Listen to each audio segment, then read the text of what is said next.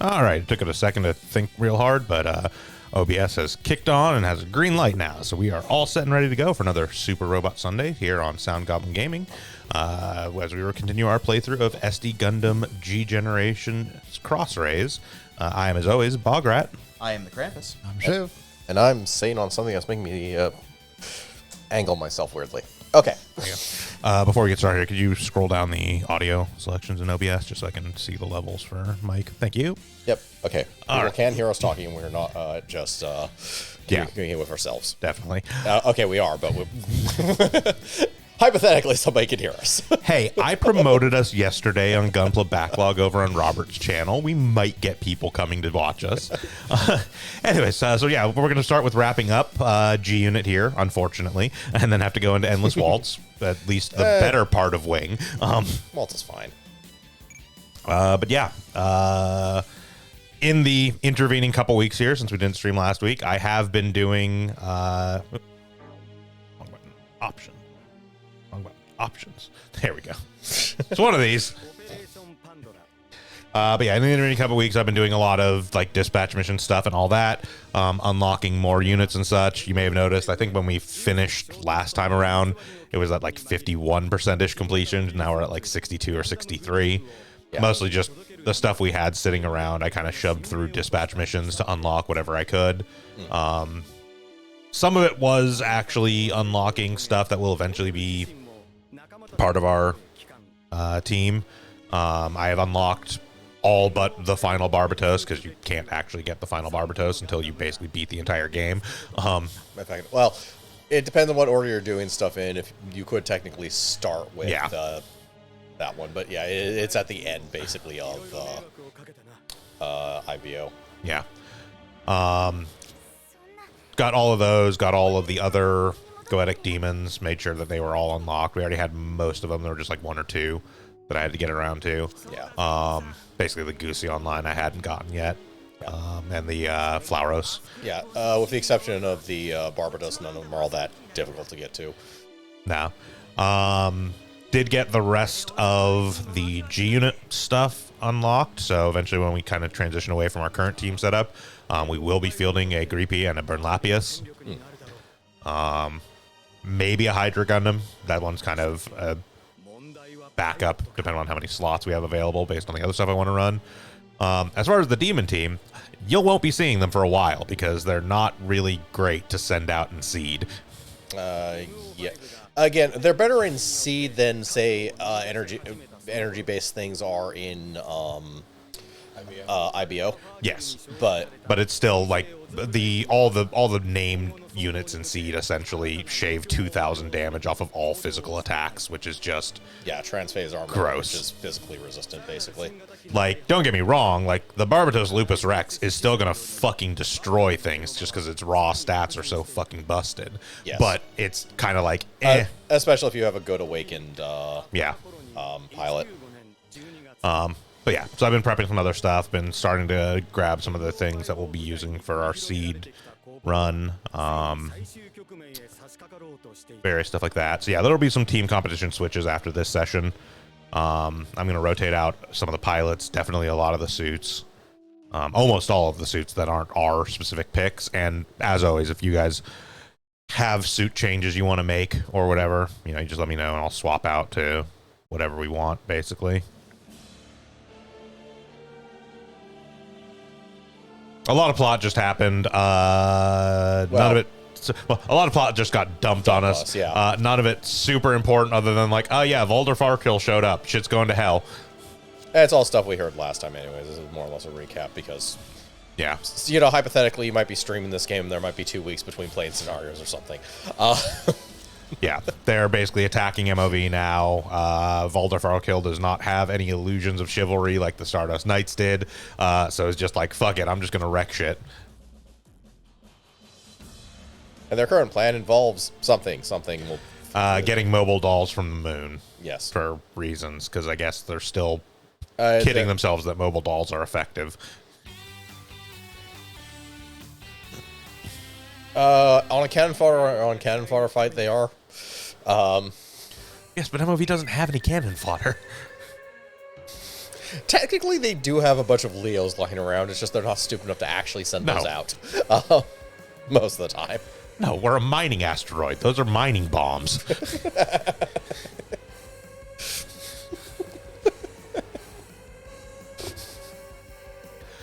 Oh, and last time, to the surprise of everyone, Silver Crown turned out to secretly be. I was surprised.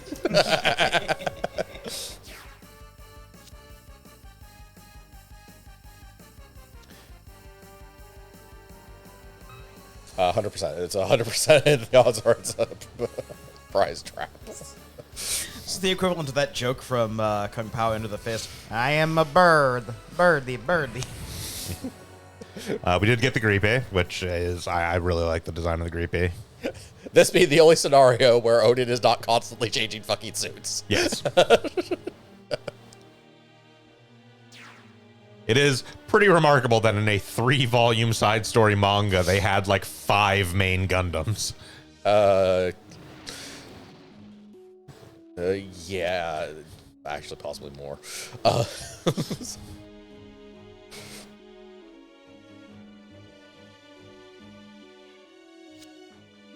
Oh yeah, so as an aside, since I finally finished it, the only thing of note in the final chapters, because Burn Lapis came up earlier, for some reason Tokyo Pop decided that the Burn Lapis was the Prometheus.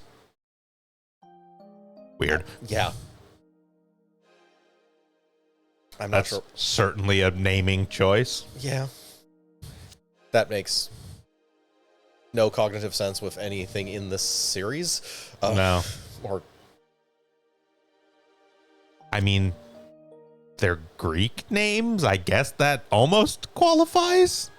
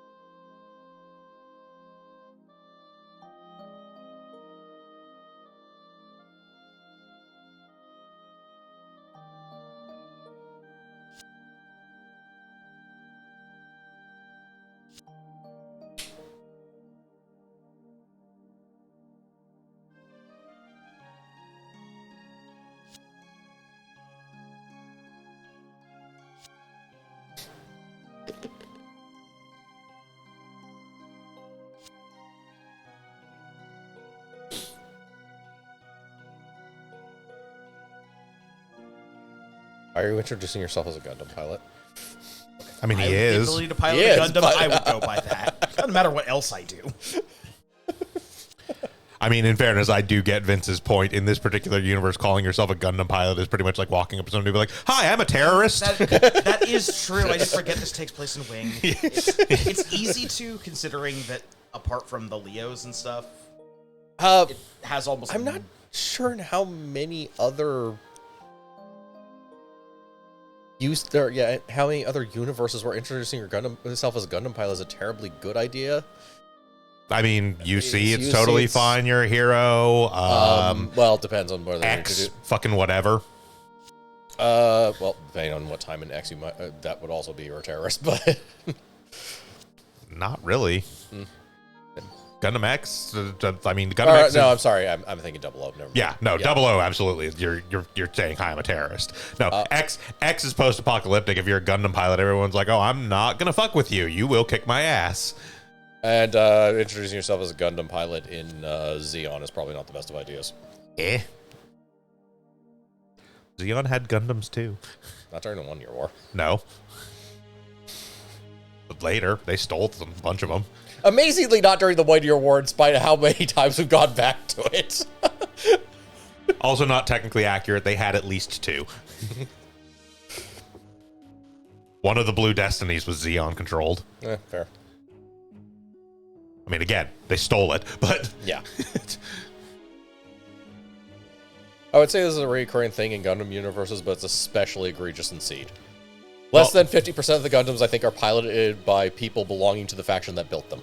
Well, see, the thing you have to realize is that with the exception of Gundam X, they never thought to put fucking keys in the goddamn thing.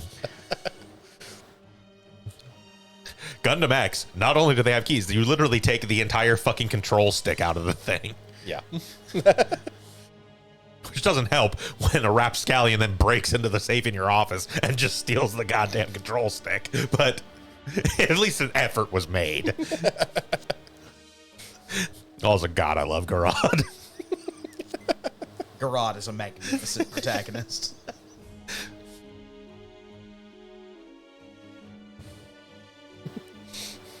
Hey, she's suspicious. Also, Grass is great.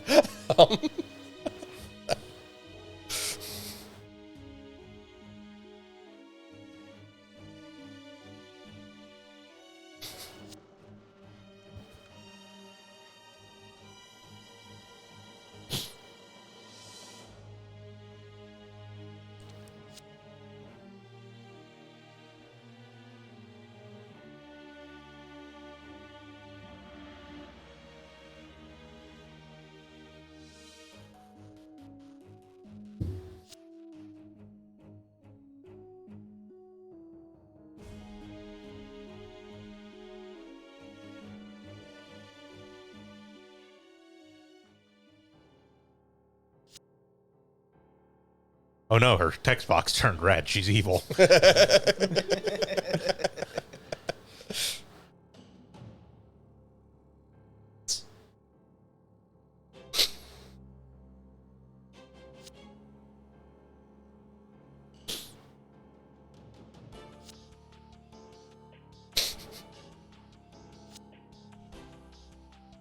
Also, please note, Odin isn't an idiot.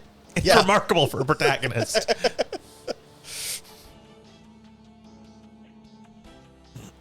Also, these two people worked for Oz. They know who you are.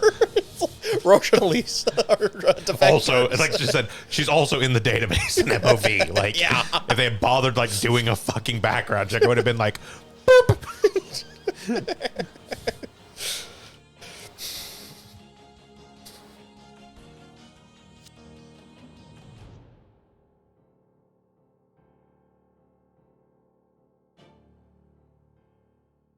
There's a little bit more to it in the manga, but yeah, they basically go, yeah, no, she's totally a Yeah. spy.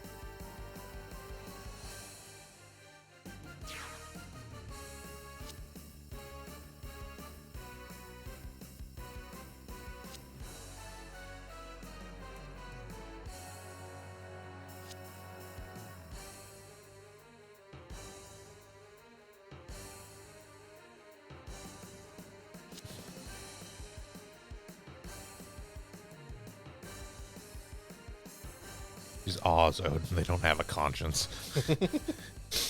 Oh no, it's actually stupider than that.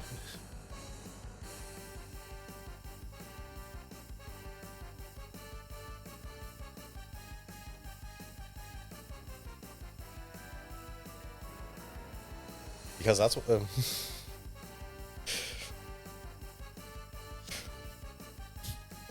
You have a sister? Does anyone hear vague 80s rock playing in the background? We are the Misfits. Our songs are better. We are the Misfits, and we're gonna get.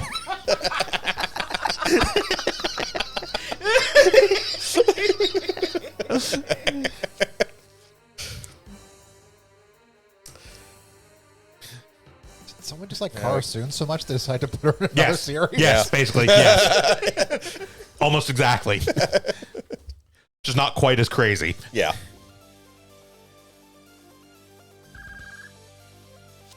She's basically Karasun if Karasun didn't have the cyber new type shit fucking with her head. Excellent. And had the same background as any of the Gundam pilots. Yeah. Because essentially the sisters are failed Gundam pilots. Yeah, they weren't compatible with the...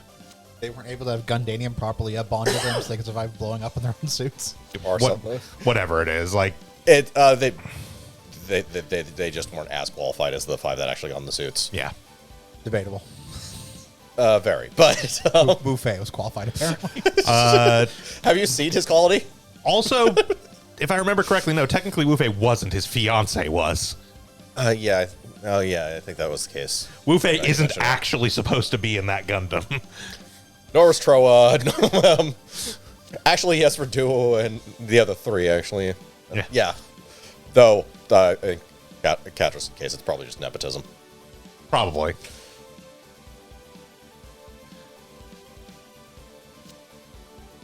But yes, no, like quite literally, most of the wing pilots aren't actually supposed to be the Gundam pilots.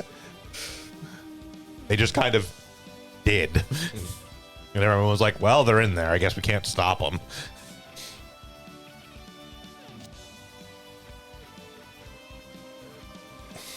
I mean, they're hypothetically decent pilots, but, it's kind of hard to measure skill. Yeah. With, It is one of those instances when we were doing Gunpla Backlog yesterday, HP was talking a lot about how really it seems like most of what's going on is the Gundam is just busted as hell as a suit. So it takes most of the weight off of Amuro. So he's not really that great a pilot. It's just the Gundam is really good. And it's like, no, not so much. No, Amuro is actually really a good pilot. In Wing, no, it's absolutely the case. The Gundams are just busted powerful. So the pilots don't have to be that good. yeah. It's like you have to remember that in Gundam, they made 17 different versions of the Gundam just as upgrades for Amuro because the regular Gundam couldn't. I mean, in fairness, where he had gotten to, he literally Garma had just died. So up to that point, Amuro hasn't really shown yet that it's like, oh no, Amuro actually is an insanely good pilot. Yeah. At that point, it mostly is him stumbling ass backwards into success. Wing doesn't really give enough opportunities to show whether... There is some to show, the wing pilots as, no, actually, these people aren't completely incompetent, but... Considering that there's a 50-50 anytime Hero ends up in a cockpit that he will self-destruct the suit by the end of that mission. Well, Also, Heroes pointed a gun at numerous people throughout the series and killed 0 of them.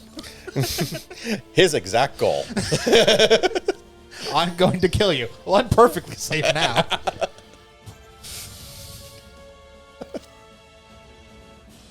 He's trying to compete with Death Graveyard.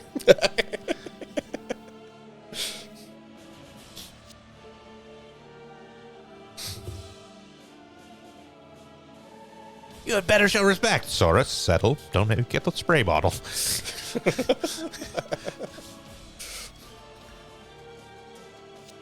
Actually, The battle isn't no, over that's until not the Alchemist senseless. That's decide literally.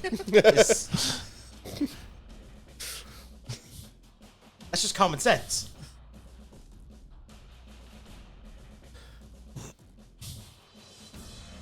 I'll never get past the Dark General of Destruction being a fucking visual K-band lead singer.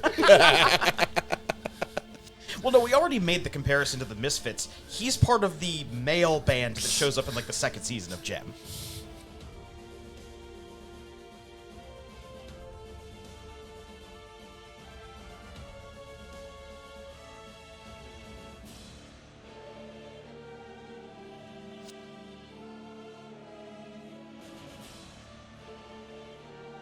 My sister's not using me, Valder is. Exactly. Underground Resistance Training School is also a... That's a phrase that was just said. Yeah, it's the same place that trained all the other Gundam pilots.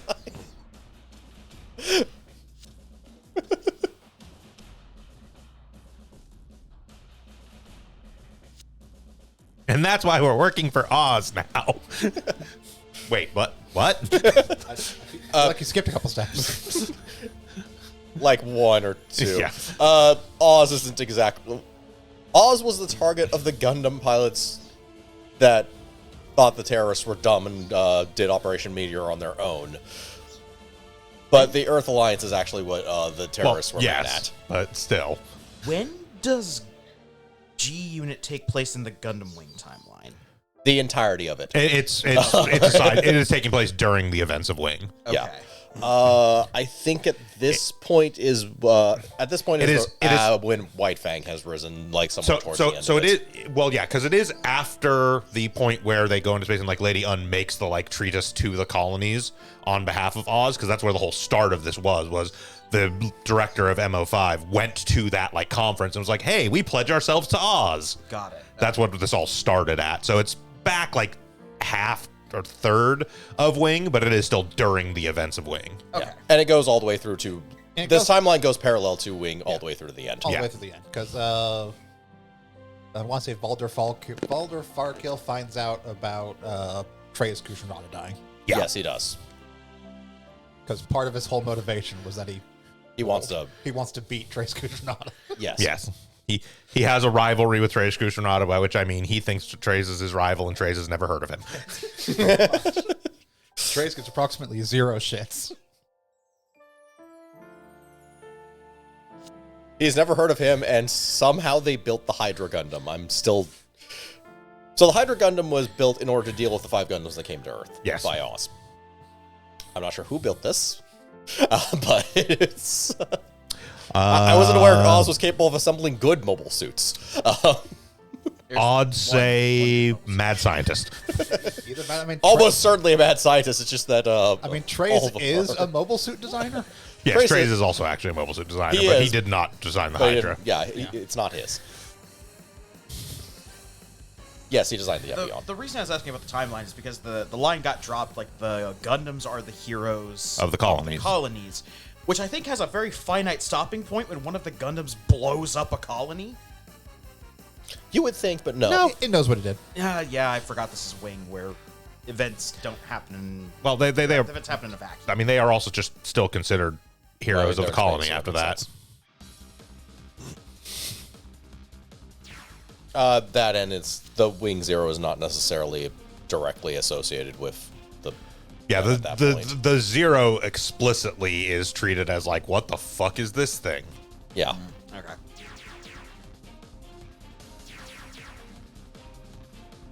Information is not as easy going between parties in this universe as you would think, so no one knows that Catra was in the pilot seat, because, actually, why the fuck would you know that Catra was in the pilot seat in the first place? Well, Catra, no. I don't expect people to know that Catra was piloting it at the time, but... It looks like the only information for its creation is Roma Farley Foundation made it, but no indication of who made it. Yeah. Yeah.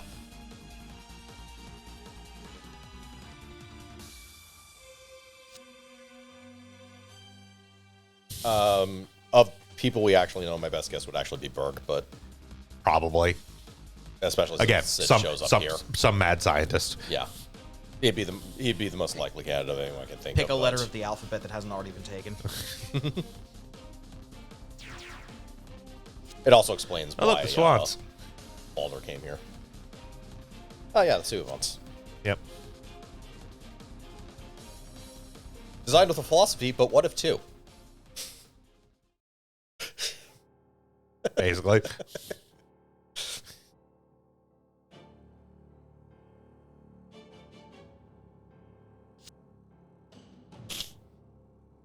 Yeah, just walk to your Gundam and leave.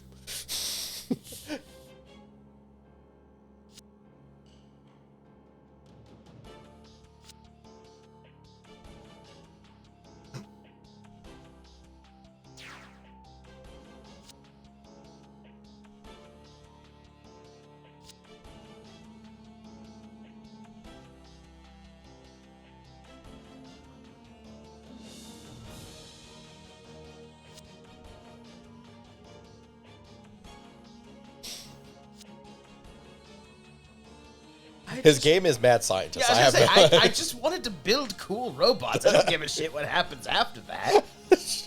I made it cooler.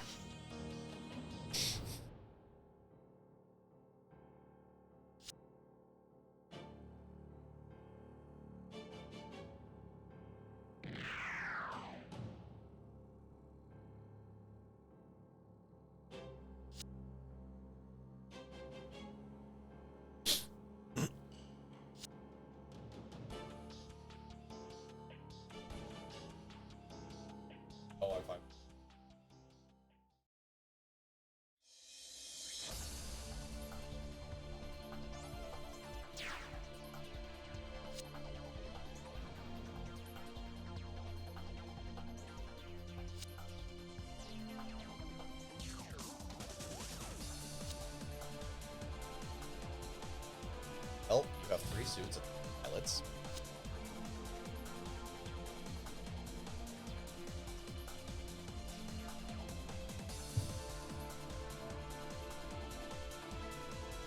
Bumped a thing. Anytime you touch anything, it turns auto off. Ah.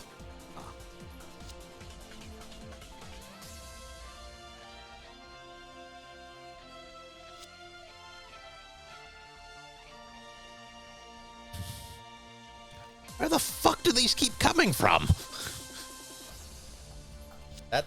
That's actually a good question.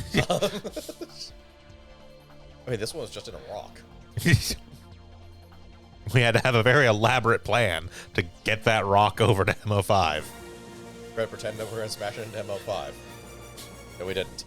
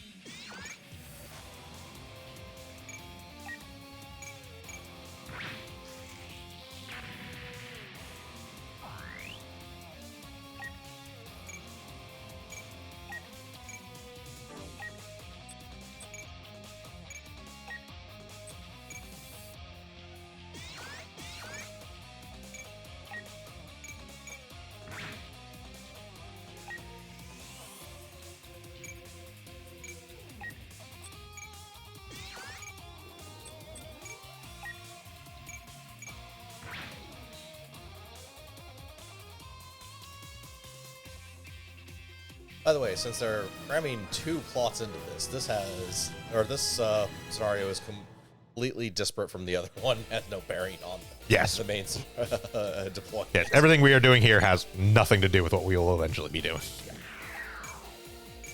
Effectively, they crammed the last 2 parts of the plot into one episode, one mission. Yeah. And then shove them together, so, yeah.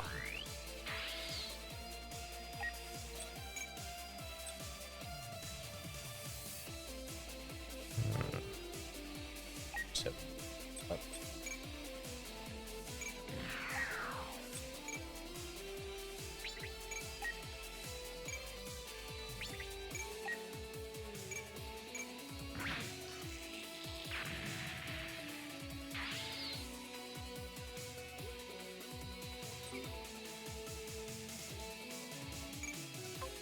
Double beam cannon.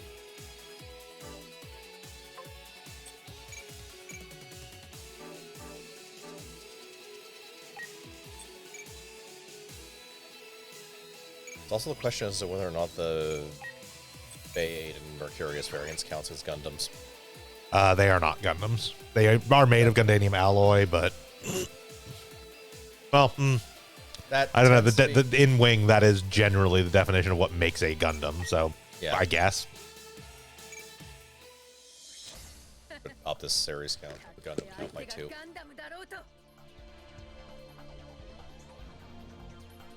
ルーナの姉さんか You met her. Talk to her. やってみせるとどめを刺す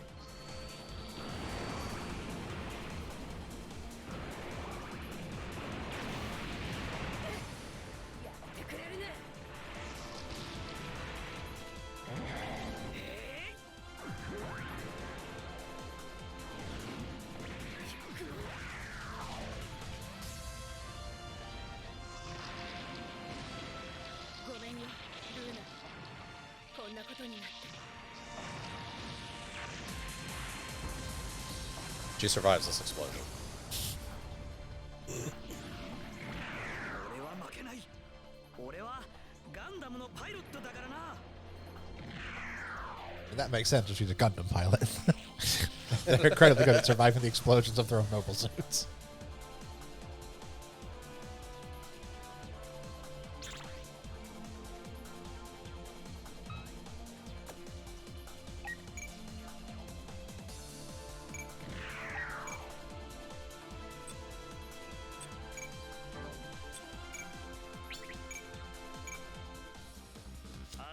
のためによくも任務をこなすものだ。バルダー様のためなら私たちに後悔はない。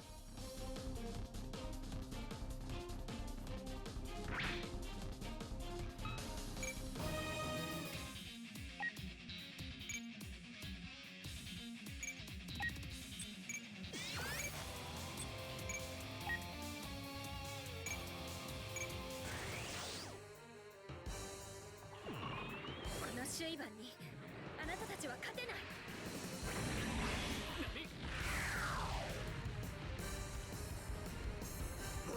So yeah, basically the Suivants just essentially double up on the like iconic weapons for the Mercurius and the Double beam cannon, then double little shield. chain shield things. Yeah.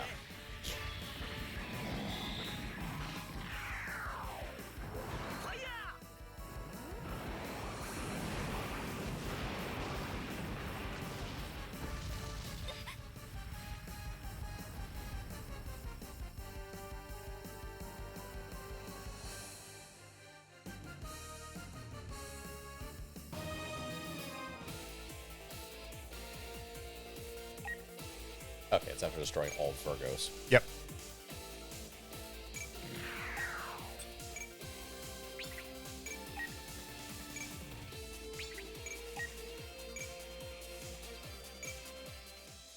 Luna! やめろ！目を覚ますんだ！ルーナ！アディ、それでもガンダムのパイロットなの？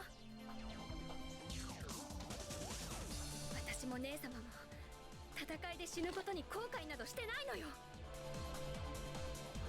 Really? Because your sister just ran off like a bitch.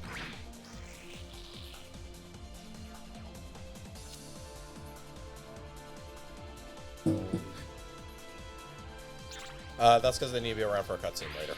Correct. By the way, that's why I was doing that. Yeah. There is actually a quest associated with killing them off in this one. That's how you unlock them as pilots. Yeah.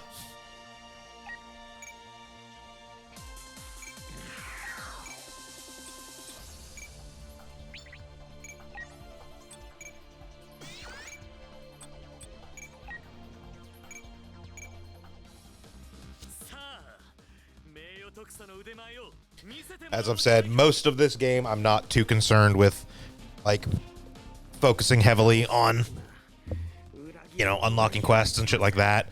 This in particular, I really like Saurus, so. Fair enough. So in the same way that at some point I may actually go back in and do the first mission of G Unit again off stream to unlock the Stardust Knights.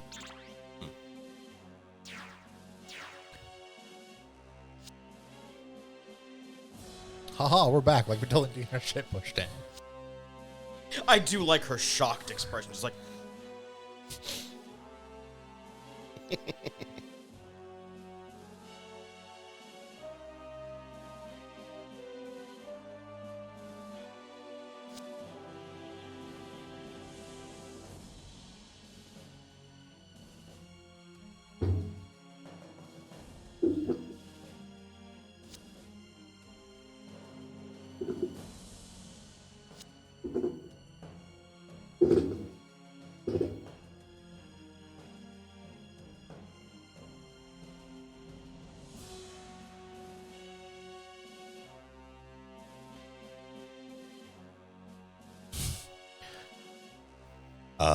Taking other people's, you know, like a good soldier does.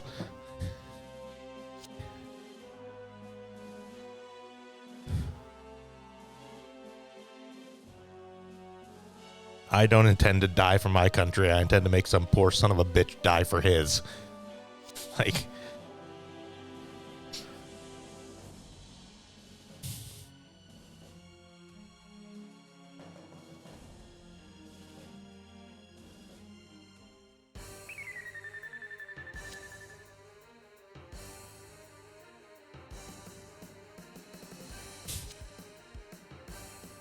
Huh? You guys put a gun on the Grand Chariot? Luna and Saurus are like, the Grand Chariot is going to what now?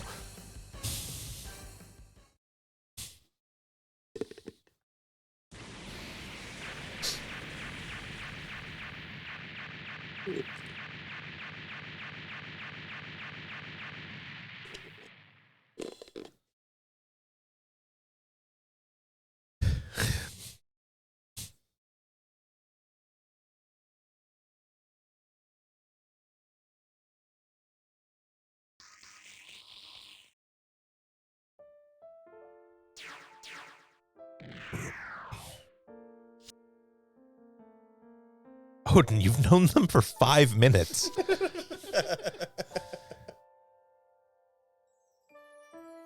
You got attached to them like puppies.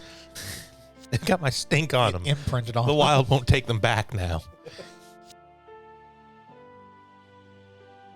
Have you met him?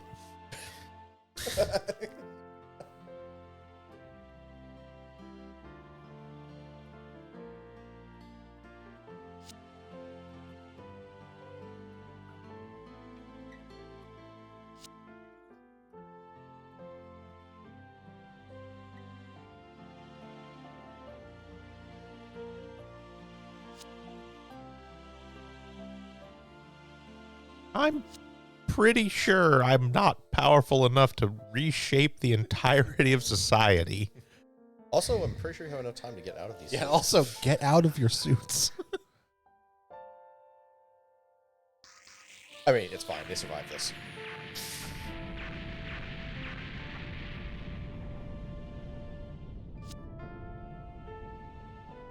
They're fine. No, it's too late. The doors don't even work. They hit the button. See? Doors open. Oh. Oh, shit. Boom. But yeah, at the end of the manga, during the wedding, they're actually there. Yep. So it's... Yeah, no, Soros and Luna don't They're actually inside die a there. Gundam that exploded. They're fine. Okay, using real-world logic, that would make sense for the most reinforced part of the thing to actually be the cockpit. Except we almost always see the cockpit being utterly destroyed. We do, yes. So... So it makes no sense people survive it. It was actually one of the things in Double Zeta. the Hero first half standing that was like actually- outside of the cockpit on the Gundam one time when he blows it up. The one thing that was actually like kind of refreshing in a weird way in Double Zeta was the at least in the initial parts, there was a lot of people actually surviving because of emergency escape capsules built into Yes. mobile suits. Yep. This disappears later in the series. It's technically a thing that actually remains canonical to UC as a whole for quite a long time. It's just a lot of times if, let's say you hit a reactor or, you know, you get kicked in the cockpit, there's not really a whole lot there. He was the most like a Shrike of all of us. Shrike means raspberry jam. Ah, behold the D units. Yes.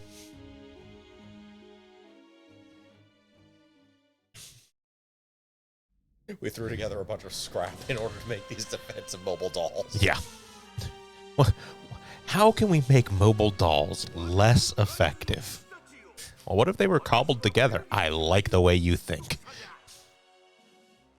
It's more of they lack both pilots and Yeah. anything else resource-wise. So it's basically like, okay, here's what we can actually do. This will fend off random Leos that they send at us. Yeah, pretty much. Yeah, to their credit, the D units are still more effective than an actual piloted Leo. Depends on the pilot. And again, I'm pretty sure if they got all the children of MOV up on the deck with slingshots, they could deal with Leos. 再び地球圏の覇者となるためまずは MO5 を攻略しこれを信仰ののろしとする How? Why? They're a primarily insignificant mining How is this asteroid. important enough to be like, yes, this is our first conquest? Numerous times people have gone We out walked of their way in and to they point out that let MOV us. is out there. Way out. It's quite literally in the asteroid belt. Yeah. Conquering MOV is like conquering a 7-Eleven that exists in nothing else for miles and miles on a highway. Congratulations, you conquered the 7-Eleven in Baker. Yeah. Say.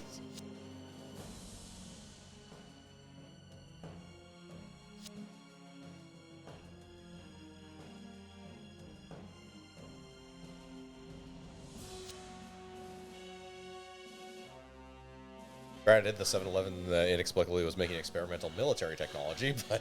Well, 7-Eleven's got a Gundam. Well, no, but see, the thing about that is that's even stupider. Because the only reason MOV was making experimental military technology is because fucking Dr. Berg was there. Yes. Yes. Anyway. That's like that's like building military technology at the 7-Eleven, leaving it, coming back with a flatbed full of military technology that you built and taking it over.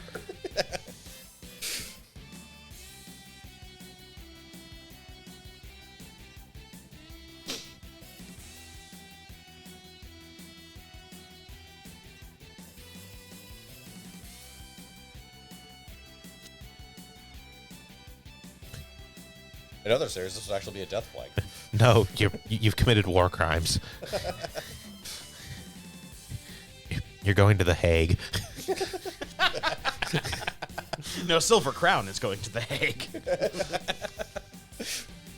You didn't fool anyone, Odell.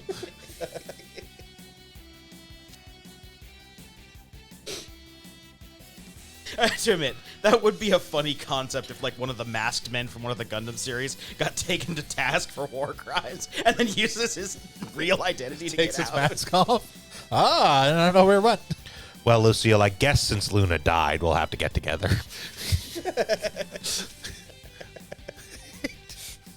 I can't be held responsible for anything that Shar Asimov fella did. I'm, of course, Quattro Vagina. So hypothetically, those two are dating, but Yes. It doesn't get displayed much here and is very background even in the manga. yes, it is mostly them just fighting with each other and sniping at each other. You know, anime relationships. Exactly.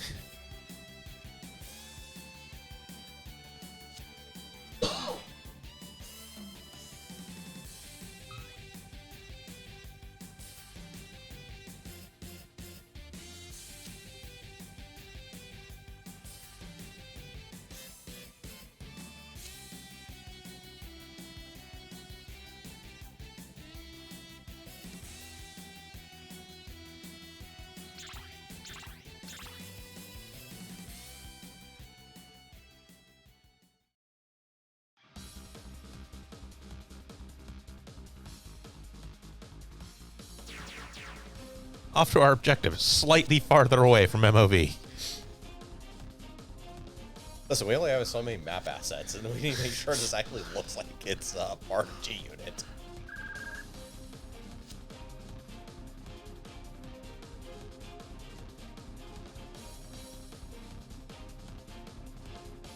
The ship is moving? Wait, no, that makes sense.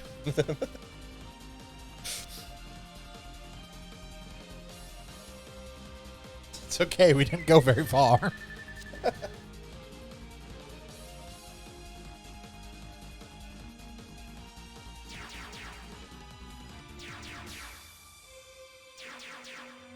If you're wondering where these came from, something that isn't shown is White Fang sent a force after the Gran Chario in order to try and take it over. Well, they said Bubble Dolls are big coming. Yeah. That was taken care of by the Burn Lapis. And they managed to salvage the mobile dolls, basically. Yep. Hence why they have Virgo Mark IIs, which are White Fang exclusive, normally.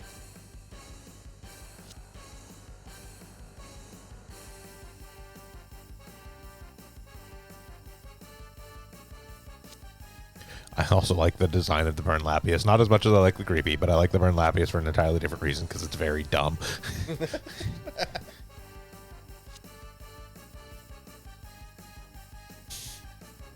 Meanwhile, back in Berg's lab, can't stop, won't stop.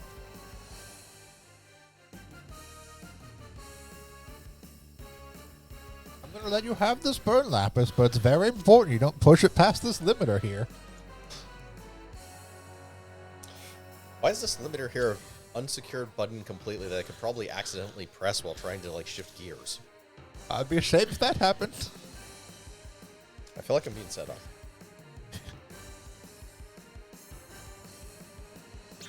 It's right next to the air conditioning controls. Well, that's a face. This shit is pains. Well, that makes sense. He is a shitter.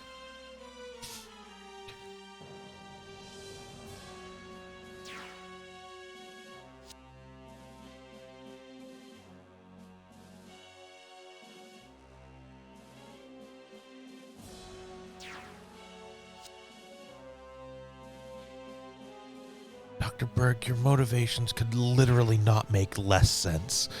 It don't even make sense to himself, as far as I can tell. Look, I'm just really bored. I mean, that's gotta be it. Like, He is, in a series that is full of mad scientists, the most mad scientist. yeah, no, he's nothing. It's like he decides his motivation for the day by throwing shit at a dartboard. That's why the other mad scientist group doesn't let him hang out with the mad scientist room. Are you kidding? That guy is crazy. We may be mad scientists, but holy shit. At least we have a consistent objective. On Tuesday, this guy was like, I'm at MOV designing, experimental military technology. By Thursday, he was like, I am going to blow up MOV. And we were like, what the fuck, dude?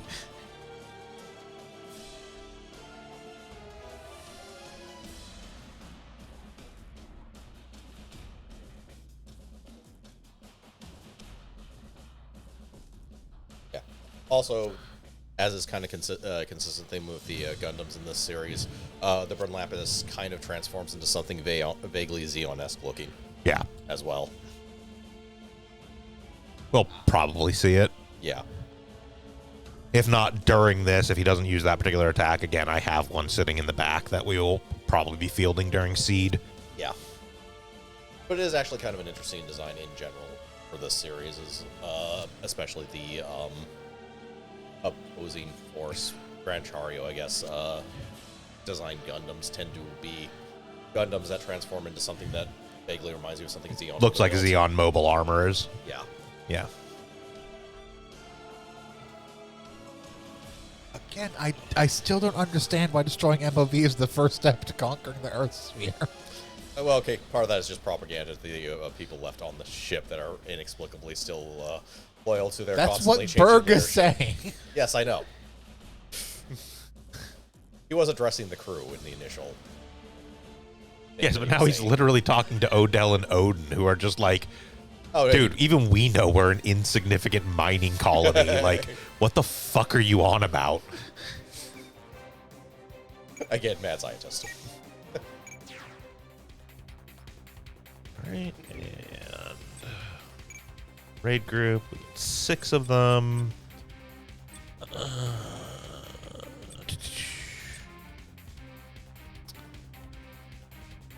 Pull 0 off and pull you off in order to get the door out, since you still need levels, and the Voice and Flus Destiny, because you will actually be fielded during Seed stuff.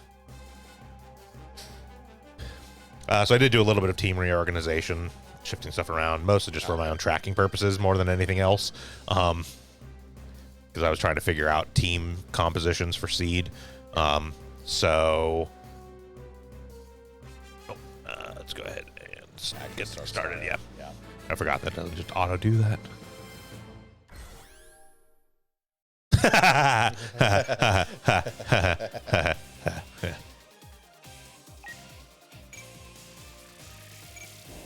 5 turns. You didn't put like 8 turns of movement away, did you? It's like. Yeah, so basically, Jamil's still over here, but basically everybody's actual picks are essentially the first 6. Okay. Or 5 here, plus Garad, who's sort of my secondary pick. And then, like, Laurent over here. And Flit in the double X, just because I basically didn't move people over to the raid group if they didn't need to, like, if I didn't need them over there. I also did my best to pick ones that would benefit more from being in a raid group. Hence why, like, the Fest and Flus Destiny is over here now. Stuff like that. But yeah.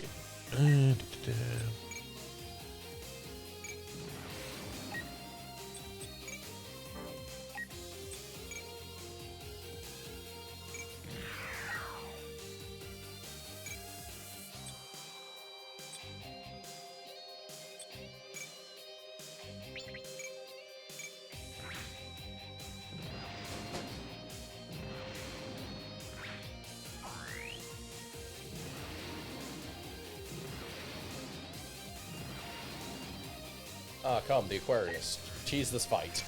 Basically.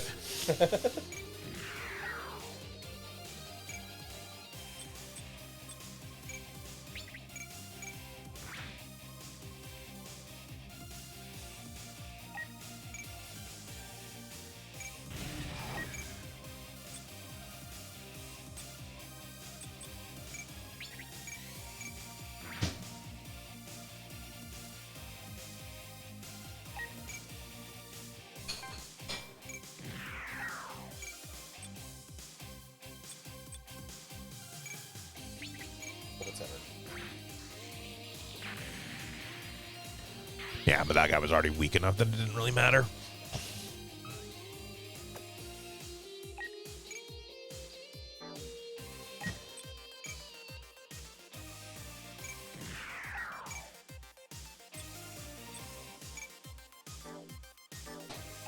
Yeah, I could just do raid link up at this point.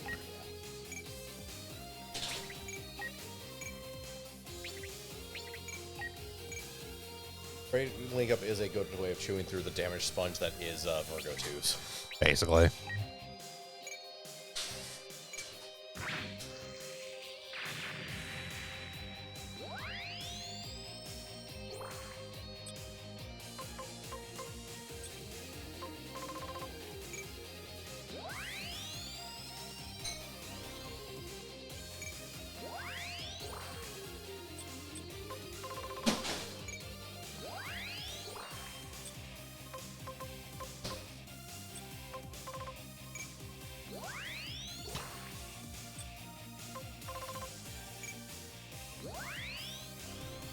Right after the scenario, the Aquarius won't actually matter. Nope.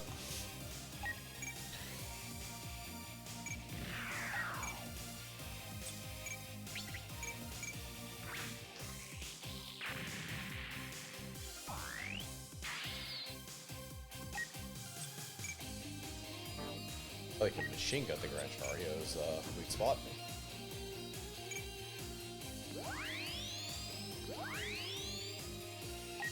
Still might actually be more effective.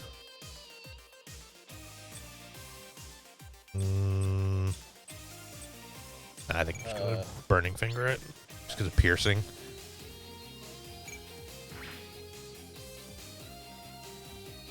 Yeah, decent chunk.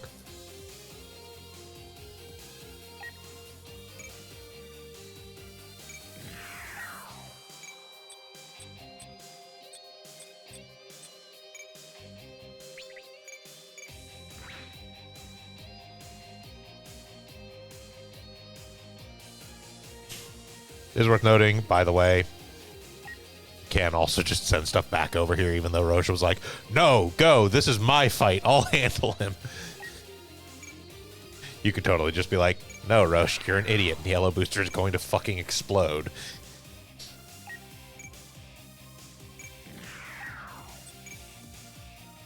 I mean, that is accurate. The yellow booster is going to eventually, very the eventually horror. explode.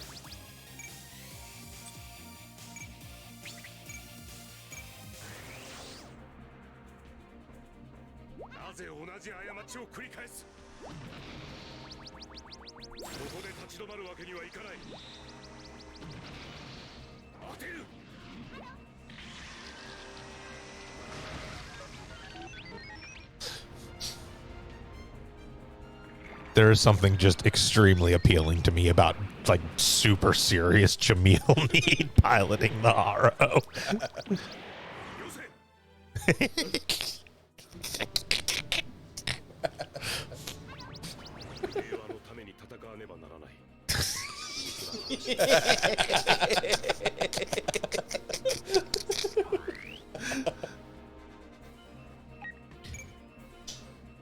Be so much better in the Grand Haro or the Psycho Haro. Actually. Yeah, I don't have it unlocked yet. That's why he's piloting the Haro at present. There's just that he is actually an Awakened pilot, so he's Yes. actually halfway decent at it. Not only is he an Awakened pilot, I've also intentionally boosted his Awakened because he has new types lost power, so I needed to get his Awakened to at least 500 to trigger that. For him to effectively be a new type. I mean, he has Awakened before that. It's just not good. No, I mean like the actual like new type skill. Yes. Yeah. yeah, having the extra chance step. Yeah. No, his awaken sucks. That's the... Well, because he fucking burned out his goddamn new type node.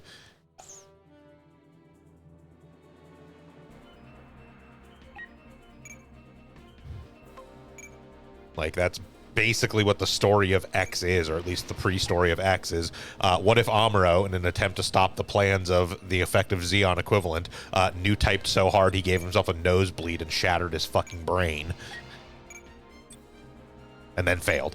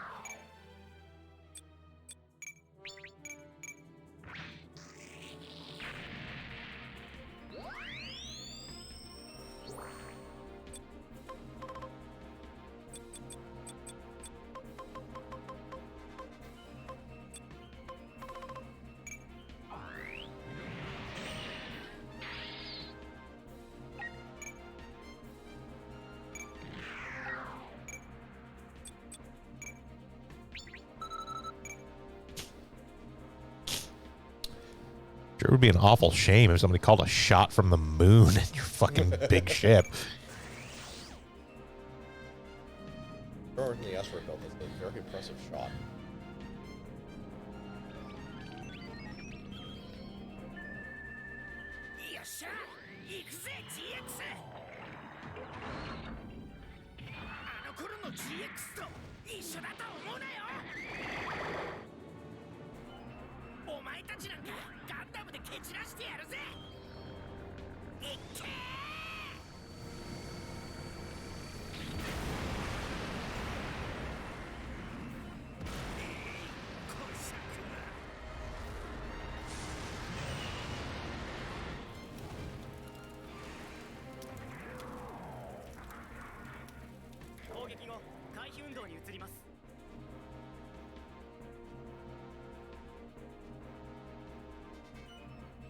Five turns, you say?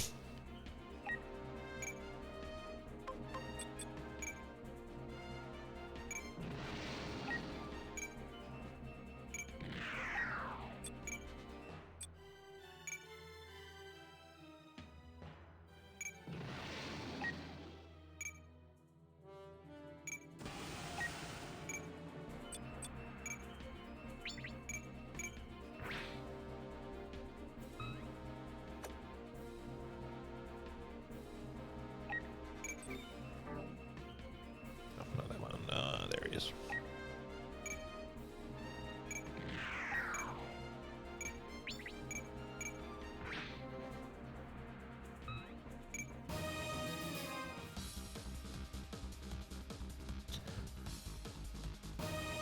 We're helping. Thankfully, their guest AI just sits there. They don't actually just spread out and get themselves killed. Yeah, no, they are a defensive unit. They will just sit around MOV. Right. But they've come down here to get themselves murdered. Don't worry, guys. I've got this. Wait, where are they all going?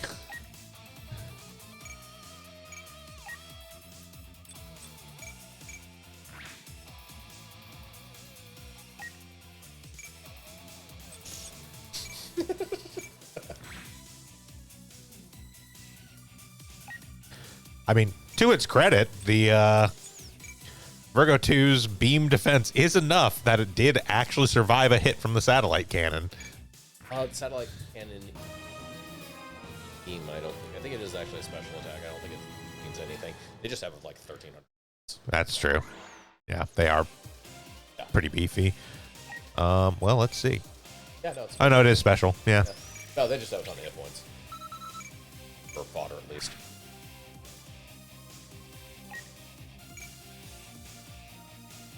Like good 4K above, like, any of the normal.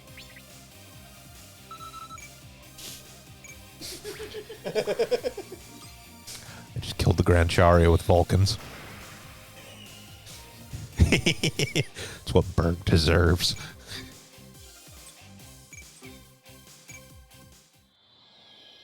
Historic moments. This is totally history. Ah, you don't remember in G-Unit when the God Gundam came up and then styled on the ship by killing the Vulcans? Just the burning Gundam. That's what just burned. Yeah, they're just burning. Go get the God Gundam. No, this one does not have rising. It would, for this, they would probably call it rising, but just because they are tending to use the English like dub names of stuff.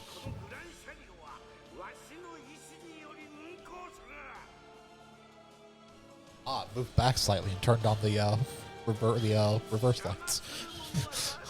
Dr. Berg, don't have to turn on the red lights. Yes, and his plan upon his untimely death is to have his AI take over this ship and have it start flying at the Earth so it could destroy everything in its way and then mount a massive explosion, bringing upon insert Gundam thing that usually happens to the Earth here. Who does he think he is? Crooks Dougherty?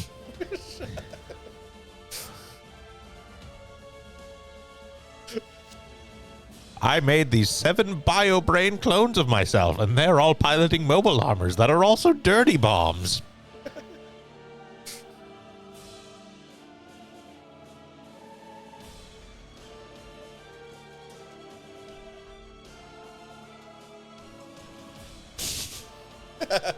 I'm not kidding. Oh, I know. I'm well aware of how G-Unit ends. It's just like, what? Alright, we did keep the Grand Chario from hitting this red square, which will probably be easy because it will be a burning husk long before it gets there. Oh, yeah. Like,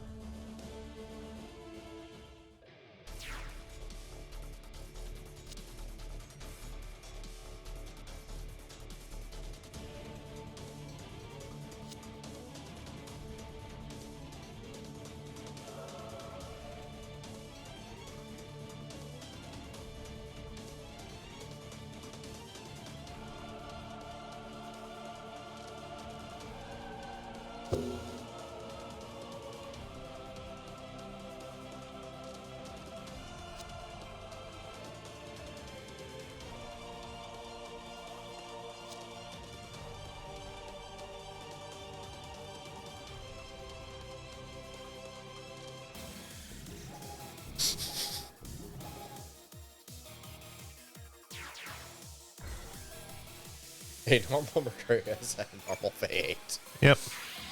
on the other map.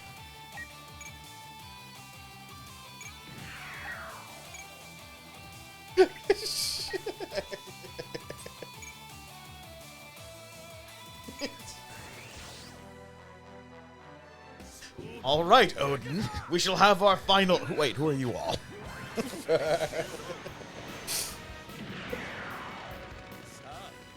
The undefeated of the East, etc., etc.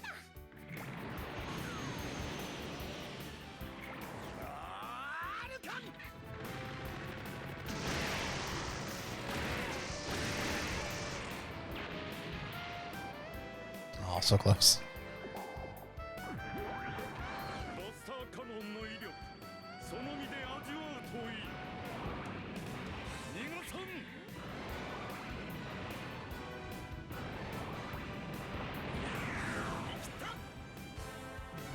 No, he just escaped. To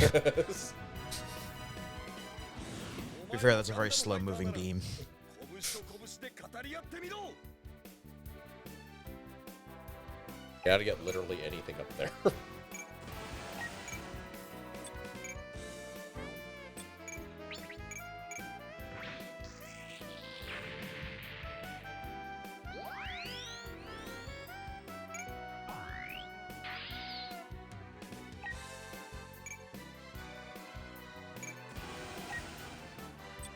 Oh. That's fine.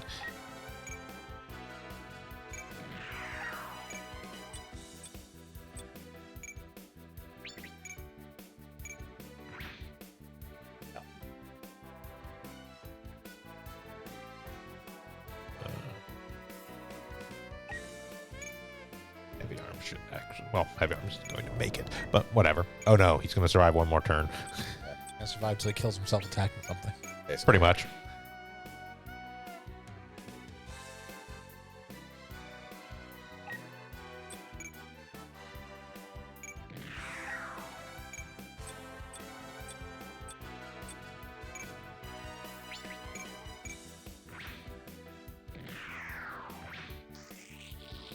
Or Master Gun will, or Master Age will get up there and finish him off. Now that he's got a press turn.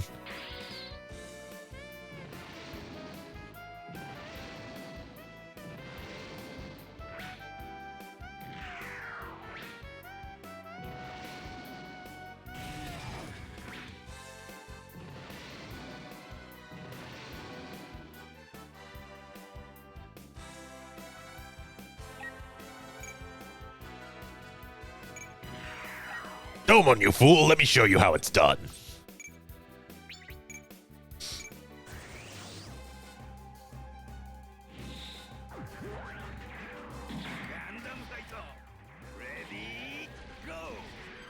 Gundam, what now?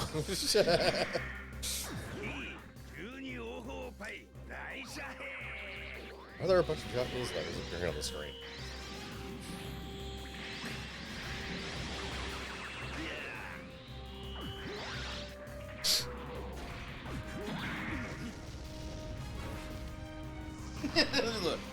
What? 覚えておくがいい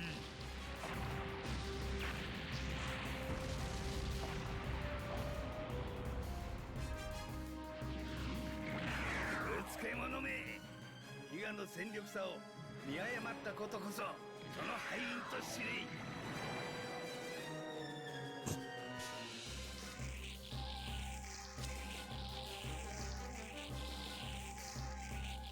The undefeated of the East. In case you're wondering, that means he's never been defeated.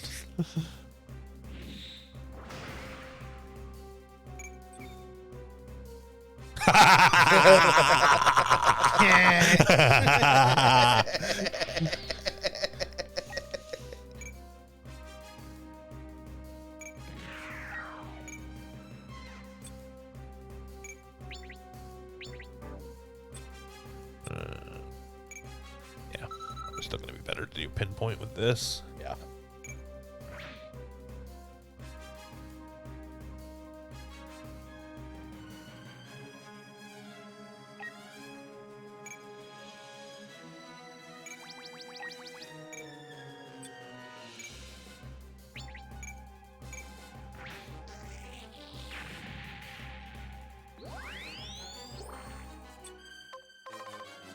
Yep, 186 and everything. Yep.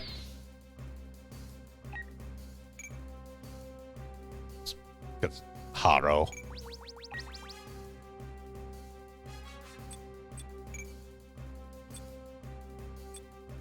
It's a Japanese wordplay joke.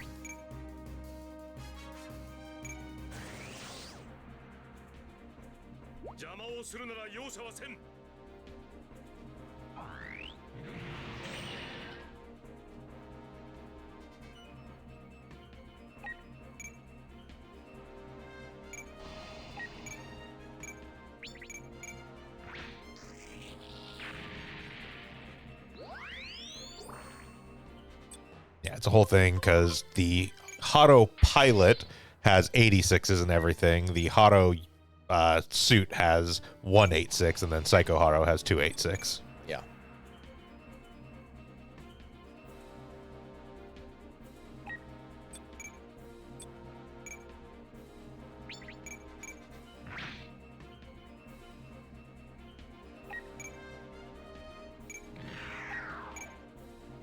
You know, I feel like they've got that up there. Oh. And yes, he has So he overdrive. just has overdrive without having to do. Yep. That's right. Because that's just how these missions work. Yeah. When we have the Greepy, we actually have to get the morale up in order to do the... EX overdrive. Yeah. But in this instance, it is just unlocked. EX overdrive being the most powerful awakened weapon in the game. Yep.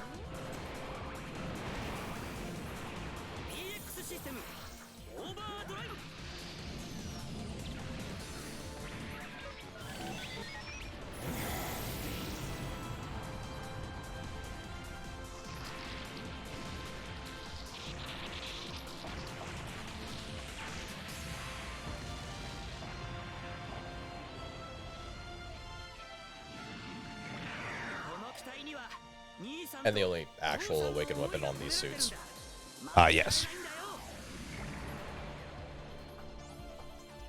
It's on this and it's on the Burn Lapis.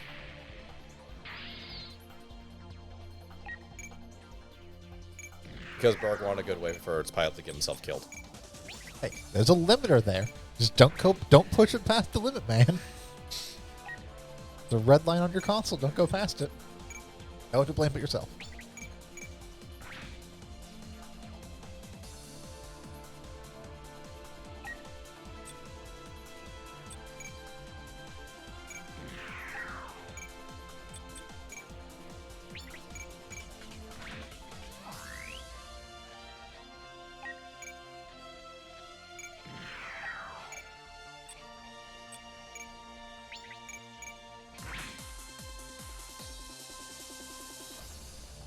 Did you just send something on other the other map. map? Yeah, I sent Bellry over here.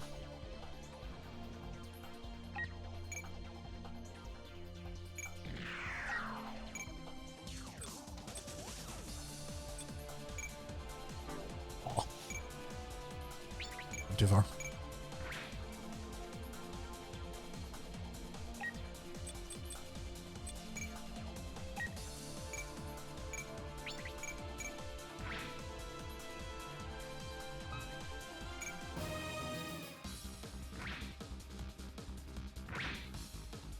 Hello, the D units.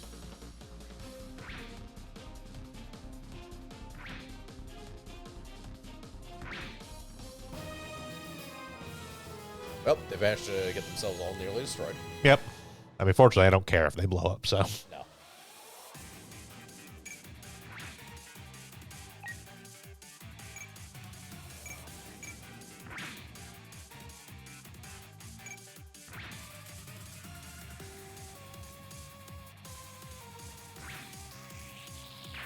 Oh no.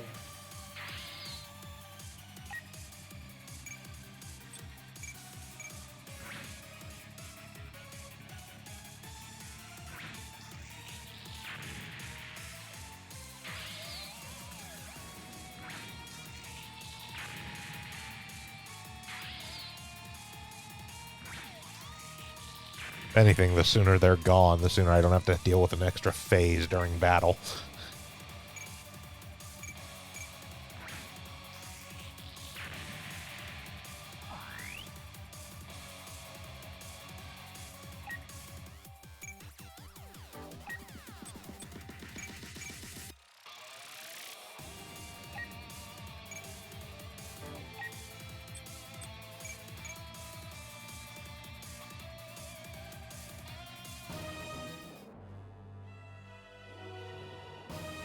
All right, you guys were there. Yep. Yes, they are technically over there.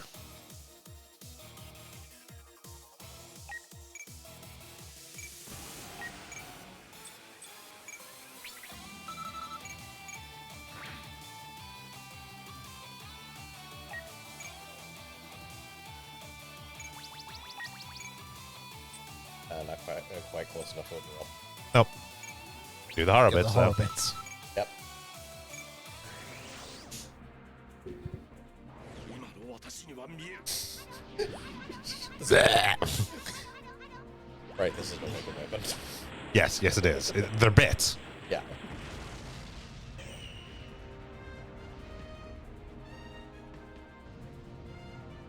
Just a giant horror that spits out horror bits that explode into smaller explosive horrors.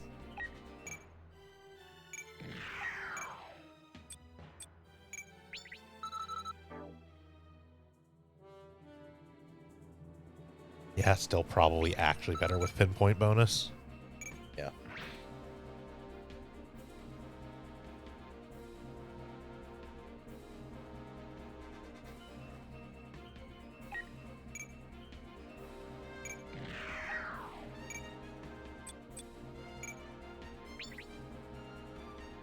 Oh, one shy of pinpoint, but Yeah.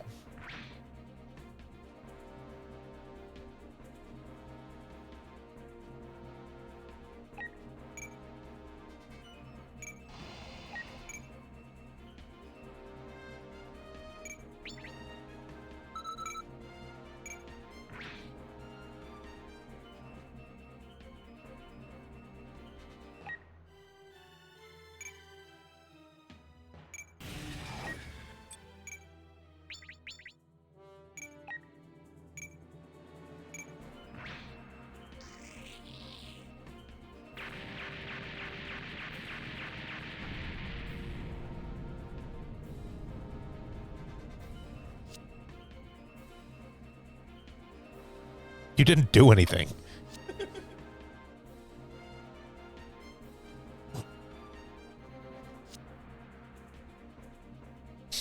My work here is done.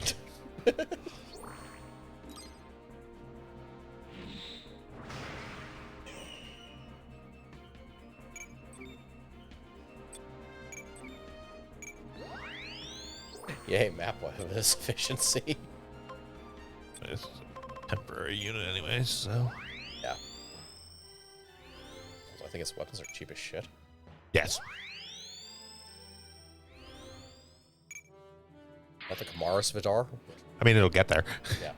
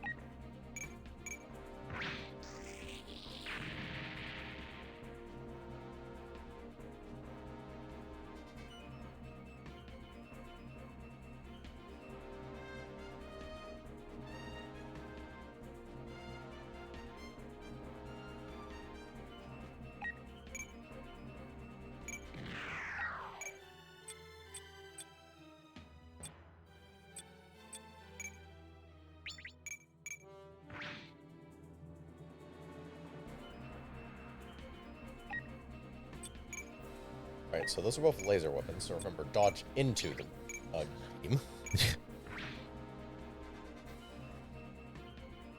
Let's see who else is kind of over here and still active. You maybe can reach them, and if not, you'll be here for next turn. The power to get a benefit if you get hit by laser weapons, if they could hit you. Yeah.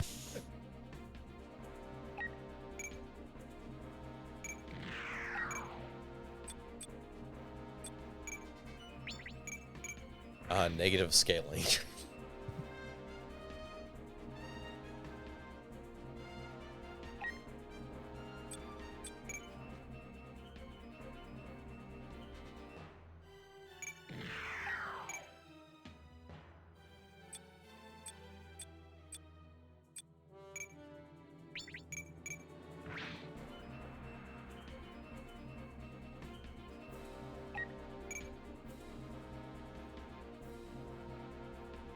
There's more of them down here than up there, so we'll move the Paris this way. And not that it really matters much, but it also protects the Triders. So you don't have to spend a little bit of extra time after the scenario buying more Triders.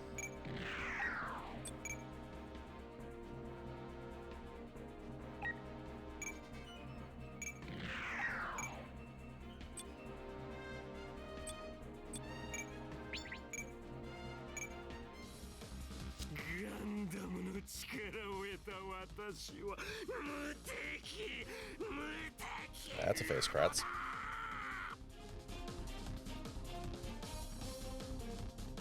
ならば腕の違いを教えてやる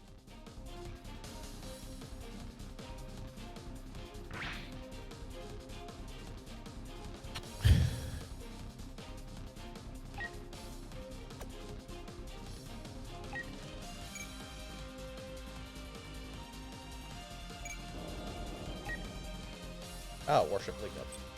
Yep. Yeah, even with very few units, it's immensely powerful. Yep. I think I've got, 2 locks. So we'll go this one, which is guaranteed a kill, and then we'll do this one.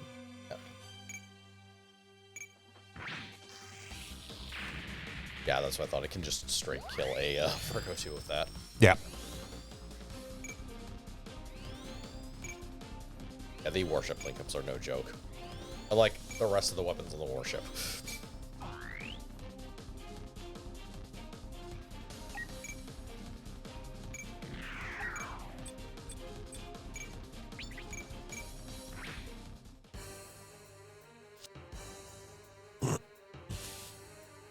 Behold, round 2.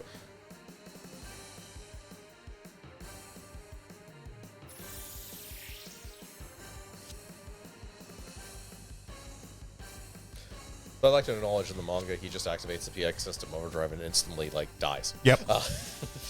That's why I keep referencing the hey, there's a limiter there. Don't go past it. Yes. Again, I Don't believe put your system too far, dumbass. we basically have previously mentioned this when it came up, that the Barnett brothers are the only ones that are actually compatible with the PX system. Yeah. Other people can use it. It just damages them. Yeah, it just does really bad things to them.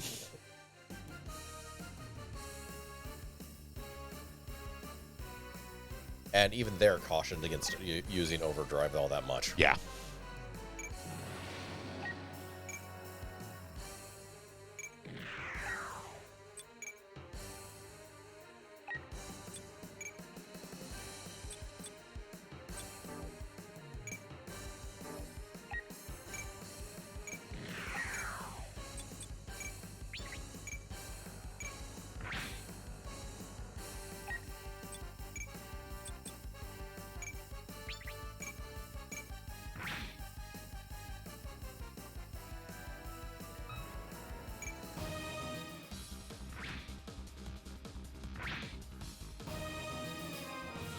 Oh, they didn't kill themselves. Well, yes, because they have healing.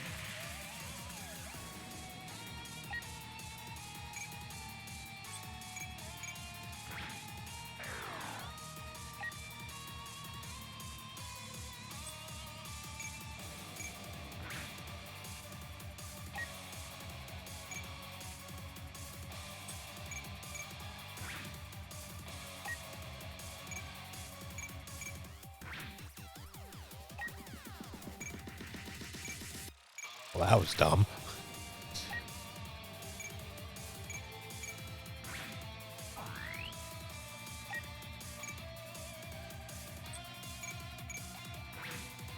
Even dumber, and an immense amount of levels when he gets upgraded to a Psycho Haro. 20, yeah. Yeah. So after sending that thing on a bunch of missions in order to get upgraded to Psycho Haro, because he sure shit ain't doing anything. Yeah, grinding combat. I mean, you could, but I don't imagine you won't waste that much time. Eh.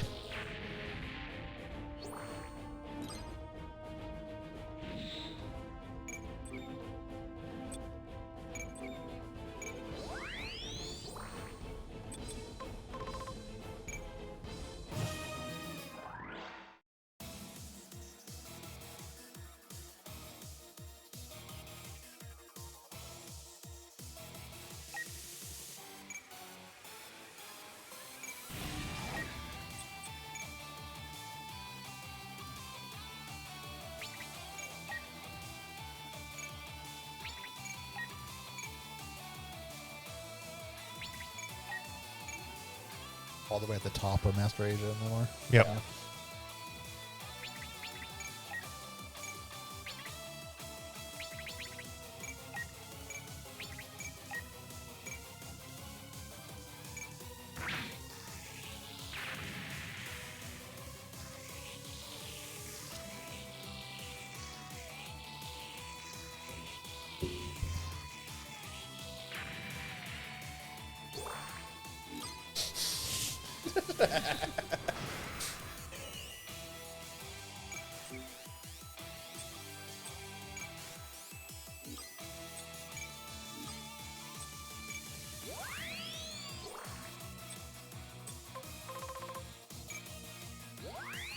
I think it needs one more level to go to Kimara's Vidar. Maybe we can check. Oh, yes, as soon as all this is done. Yes. Because everyone in that raid link-ups gets experience. Yep. Yeah, 6 for Kamara's Vidar. You go to the Grey Zine. Nope. Have some particular liking of the Grey's Eye.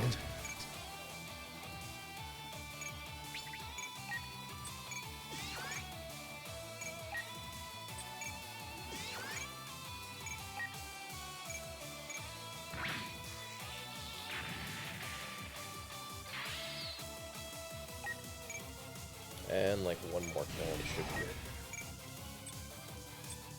I don't know if we can get one more kill, but I mean, I can absolutely get one more kill. I can just refuse to kill anything with anything but the... You can just not kill things. yeah, Yeah. that's true.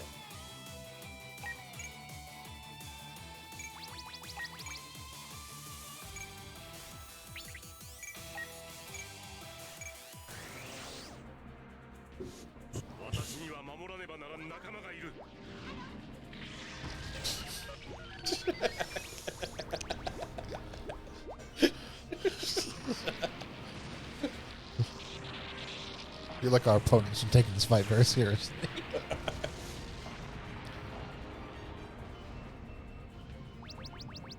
Yes, Hunter, that is a very big harm. 誰よりもニュータイプという言葉に縛られていたんだ。 A very big, very serious Haro.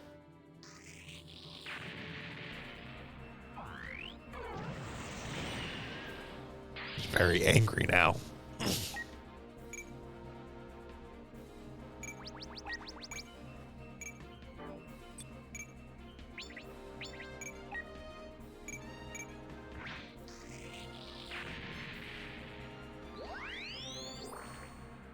$17 more to go.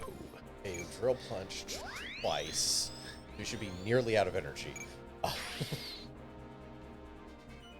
Oh, okay, about half. That's right, you have the... I might have the energy tank 3 on the Yeah, Haro you here, have the which energy tank 3 up gives there. it an extra 140 yeah, energy. which is the only reason you're not out of energy, because I think it's like 80-something per use. Yes, the drill punch is very expensive. Yeah. 77. Yeah. It's probably one of the few weapons where the 3% discount is not insignificant. Yeah.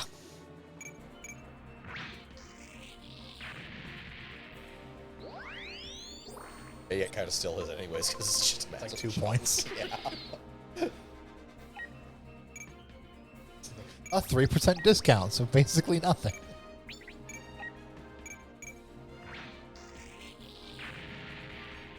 Most attacks, yes. Oh, that one, at least it shows up. Yeah, It's the not expensive. Like, I think the most expensive attack I can think of in any of the G-Gen games was like, I think 150 energy for some of the stupid stuff in G-Gen Genesis, and that would only be like yes, I 4 or believe 5 points off the cost. You'd still only fire it once. Yeah, I believe the nuclear bazooka was like 150. Yeah. I think the giant satellite cannon, the Hirschfelger, Oh yeah, I think it was also like 125 or 150. something like that. Yeah. I got to fire like once or twice.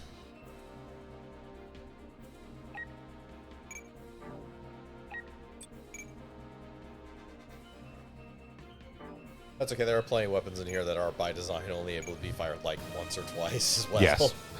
Yeah, pretty much anything with a Daneslef is not allowed to fire that often. With the exception of the Kumar. Well, Yes. the The Kamaras Madar and the Flauros. Flauros are okay for firing that.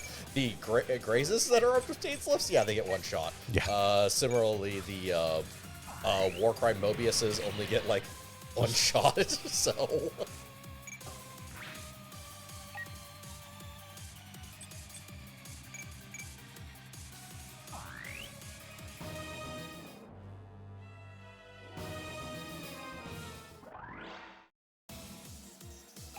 Coward.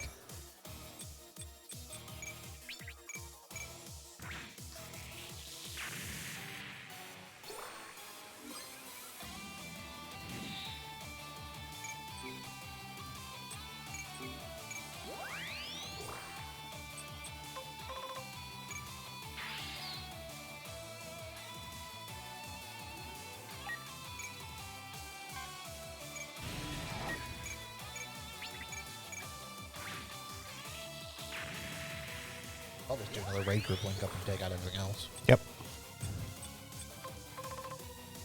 That, so you can actually upgrade it now.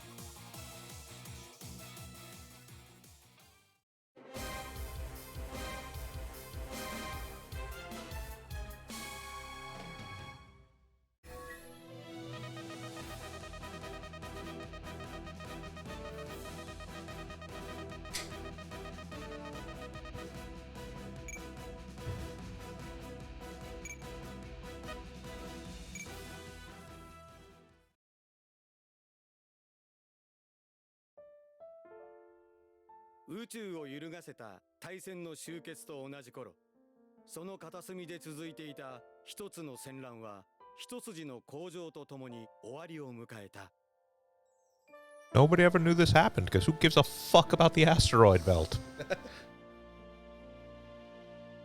Brightside was a great place to isolate itself from the rest of the plot and have its own entire series and theme.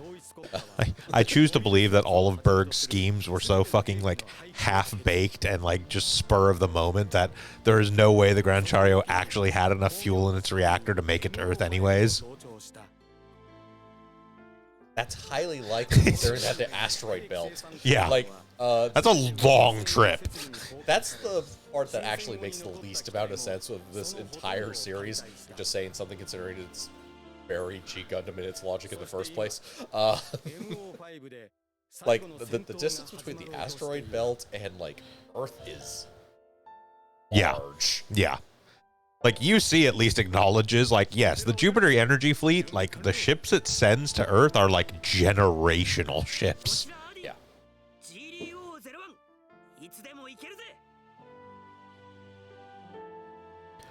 Like, also, they have, like, weird fucking, like, bizarre technology, hence the stuff like bio-brains and shit that come out of Jupiter.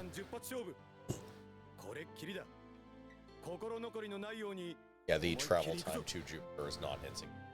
No.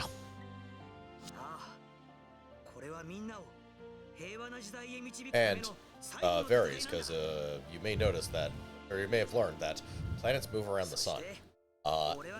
They're not in sync with each other. No.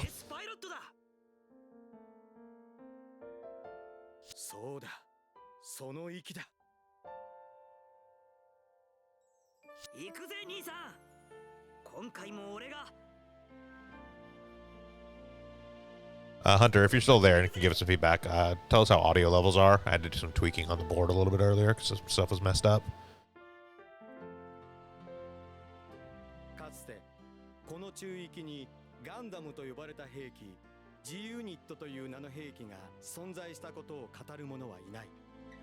They're also just Gundams. Well, the G units are specifically the stuff Berg made, basically.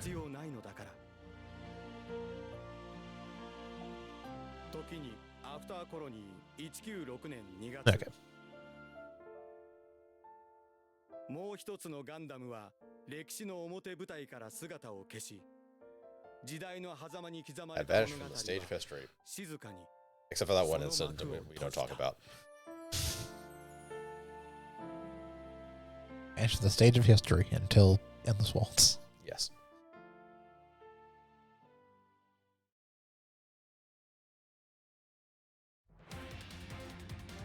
All the stuff we got. Yep. So we technically have access to the Grand Chario now. Yeah. It's not good.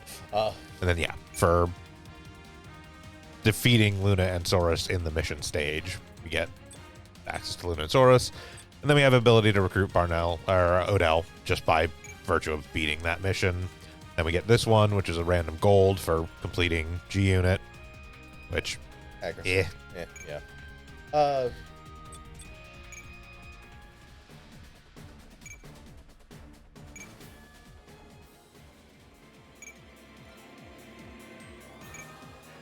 Kick speed.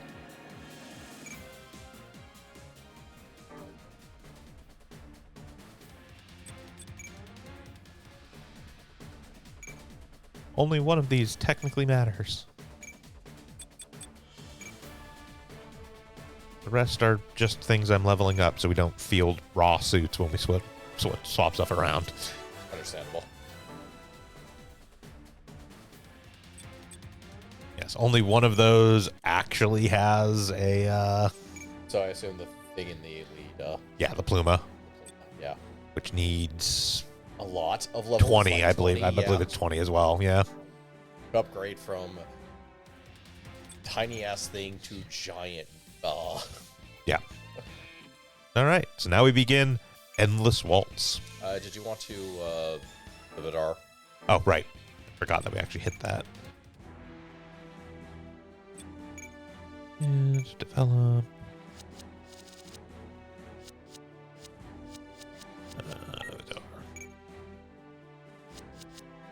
Yes, to maintain my own sanity, I've been kind of sorting stuff around here. So these, you can see here a little bit of a preview of stuff that will be fielded in various other things. So Destiny Impulse R, the Greepy, the Burn Lapius, these are all going to be probably in Seed, just because they'll actually be decently useful. And then over here, we've got the Dentalian, T-Booster, the Gusion Rebake Full City, and almost every version of the Barbatos in the game.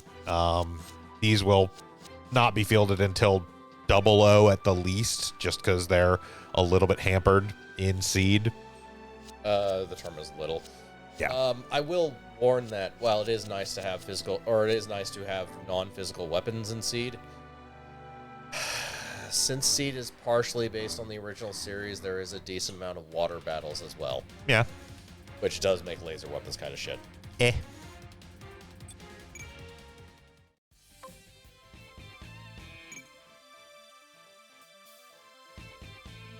Sorry, just letting the song play because the song kicks ass. All the, like, Wing and Endless Waltz tracks are pretty solid. Yeah. Some of the wing stuff I could take or leave, but Endless Waltz, like, across the board is all just incredible.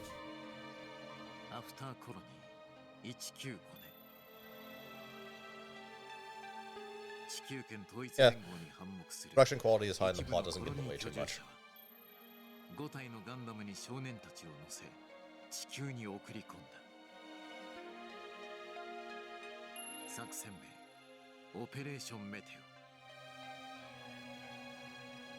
オ錯綜する戦いの末に孤高の革命家トレーズ・クシュリナーダは時代の Hey, I forgot to mention this, but Harness we're good on audio. Yeah, I saw. Okay. I can actually read that from here. Okay. そしてイブ・オーズの終結を機にコロニーと地球は共存の道を選択し地球圏統一国家を樹立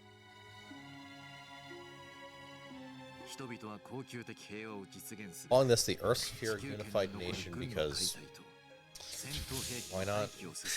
I guess. Had to call it something. 人類がいる限り I had to call it something and they don't follow seed naming conventions of they will think of something to make an acronym out of.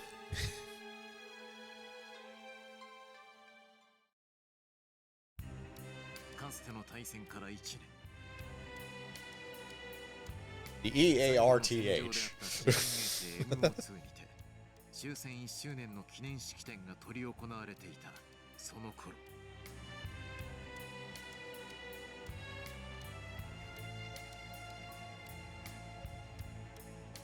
L3X18999 コロニー、地球圏統一国家の外務次官リリーナ・ドーリアンがこの心臓コロニーを訪問中、何者かの手により誘拐される。それは新たなワルツの序章。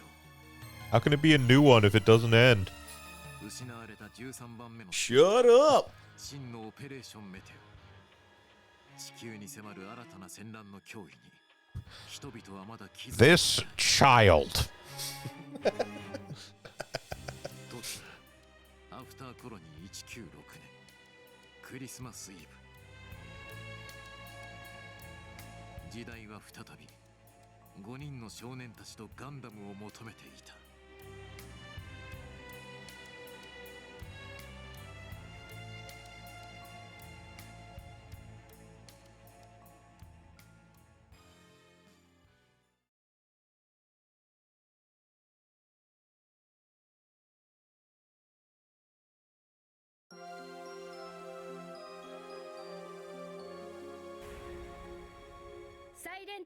Also, thinking on it, the text at the end of G Unit there may not have technically been wrong, because it just did say, like, after Colony 196, after this point, they were never really heard from again, and Endless Waltz does take place at the very end of 196.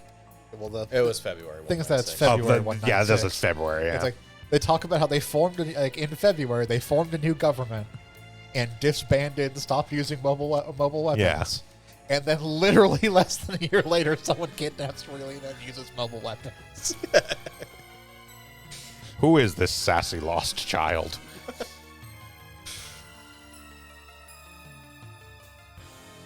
Going to have to take the bus back to Earth because he's a child.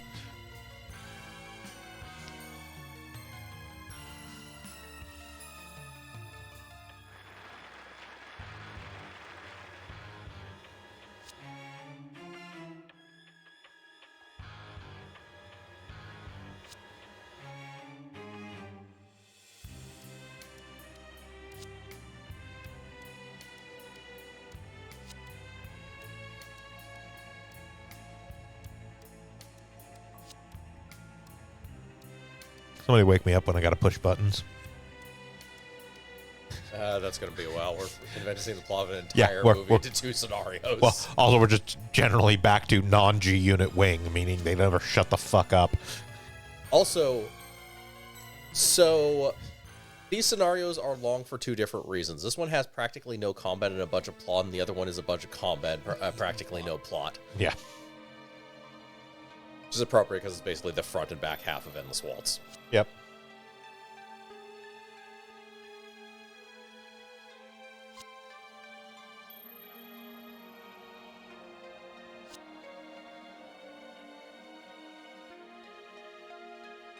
Hunter uniforms don't need symmetry to be good.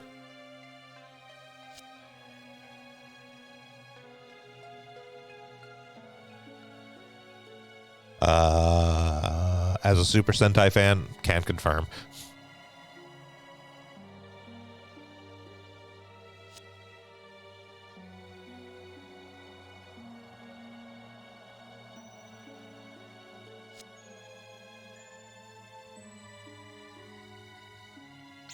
To dispose of their suits that have internally built self-destruct systems, we're going to throw them into this rock and and send it slowly into the sun. I mean, to be fair, of how often they get rebuilt after self-destructing. Yeah, granted. Also, considering the random stuff that just happens in this universe, I would probably just mothball my suit.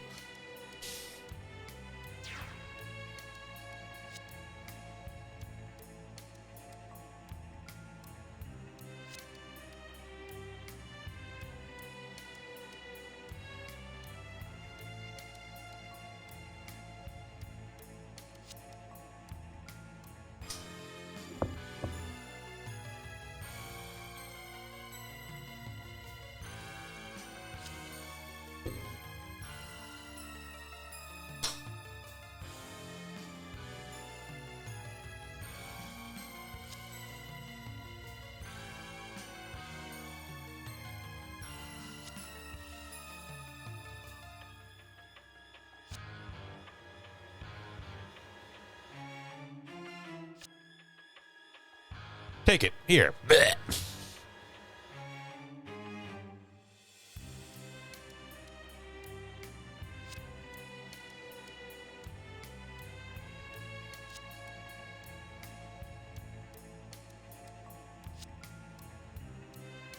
Also, uniforms are more just jackets they throw over a brownish green version of what they usually wear. Yeah. Yeah, pretty much. Like, knowing it's just like in a t-shirt, Yeah, and Sally's in a literally. button up with a tie. Like,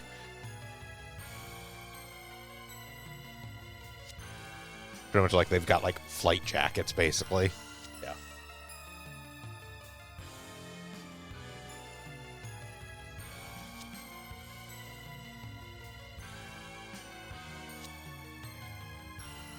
Oh, the fact that one of the jacket sleeves has the like olive go over it and one of them doesn't.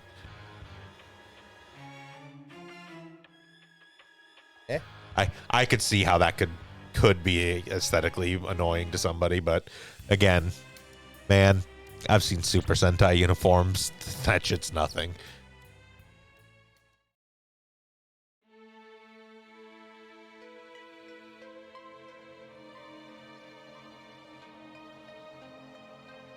It's like, okay, what if there's like a jagged line down the middle of the torso that's like dividing, one half of which is the color of the particular ranger and the other half is just gray, but it's only on the upper half, so it stops at the belt line, and then the pants are just the solid color for the ranger.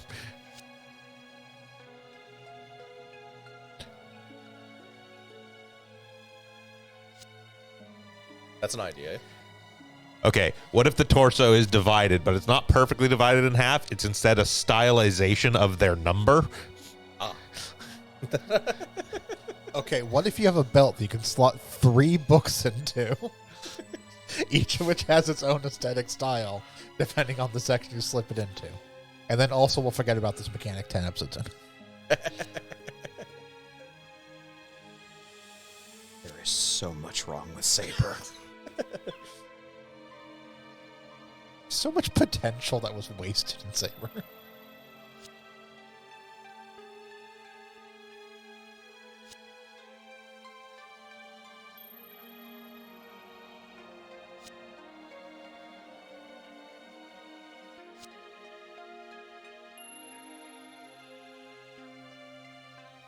That being said, I am somewhat excited because Dawn Brothers has now wrapped, so we can actually watch the entirety of Dawn Brothers now. And apparently the new series looks pretty sick as well, the new Super Sentai. There's a bunch of kings. Yes. I think it's literally like King Oja or something like that.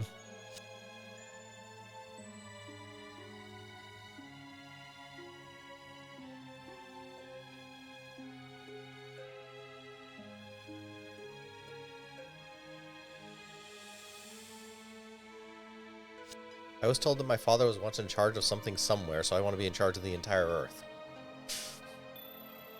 That's how that works, right?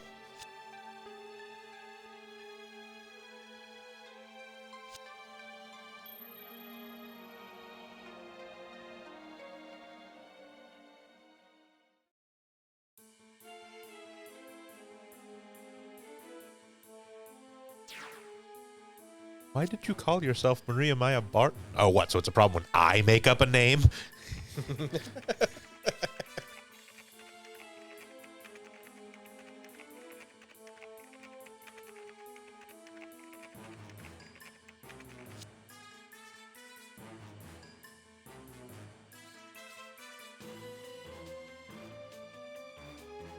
Tro, go correct your niece or whatever. I'm not actually. Shut up.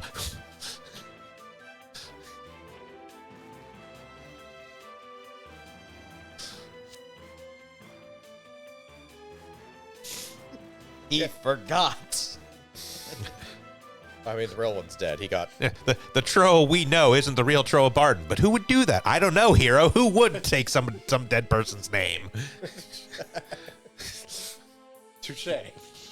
Hero's not pretending to be Hero Yui at the very least. No, he's just fucking... he's not Hero Yui. No, he isn't.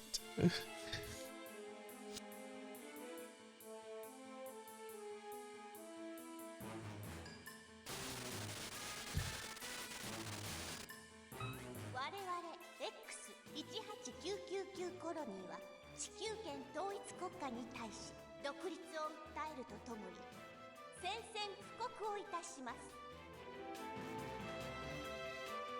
10 months. You made it. 10 months. Oh, isn't that cute? It's take your daughter to work day and somebody let little Missy operate That's the exactly comms what I was console. thinking. Like, oh, somebody got access to the control. That's adorable. It's Like, like, call them and get her off the radio. it's like, I don't know how seriously I would be able to take it if some 8-year-old popped up on screen and was like, "We declare independence from the Earth's unified nation." We declare war. Go to bed. Are you mad because you didn't get your pony like you asked for? We demand that we get to rule the earth and the pony. Don't break it over it! Put a little fence around it! Pony Lords, jump for your lives!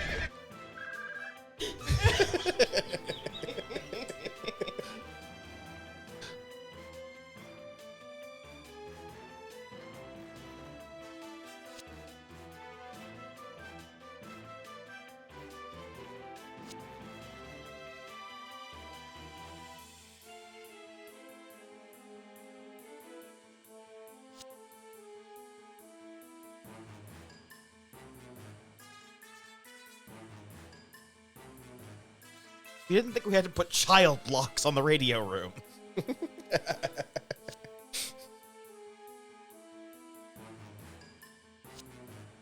Just deal with this massive army they've been building up since before you guys were founded as an organization and didn't know about. It's fine. I'm sure some random strangers with a warship will show up. Oh, I'm gonna go put on my glasses.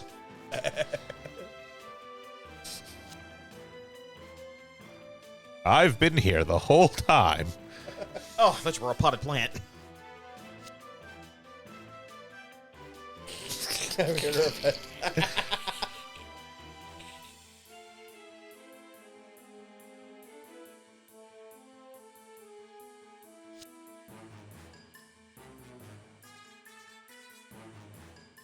Do not You're recognize him by sleep. Fooling literally no one. Fairness, he's not trying.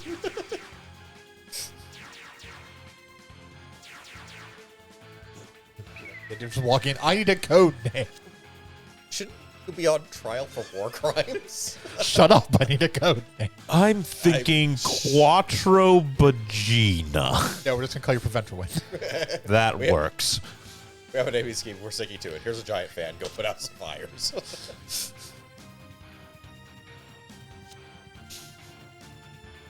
Walks in like, shouldn't you be on trial for war crimes? Pot kettle much, bitch? Shouldn't you? One of the two people in this room kicked somebody out of a cargo plane and then shot them in the head, and I know it wasn't me. I mean, did you meet that guy? You have done it too. It's okay, there was nothing important stored up there anyways. Do you think destroying my head would stop me? You fool! That just holds my brain.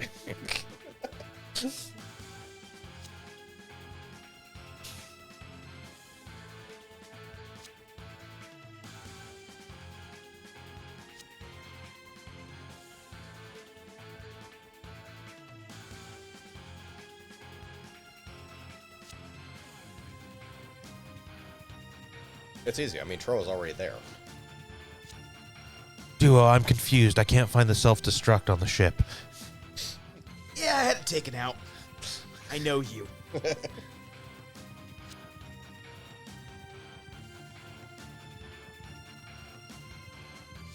Our mission has failed. It's time for me to make it everybody else's problem.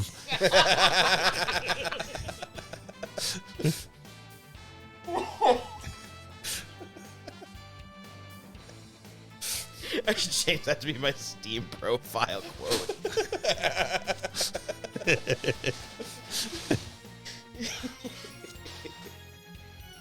I mean, that's pretty much the entirety of Hero's actions through the entire series. Is my mission has failed. Now it's everybody else's problem. Oh, absolutely.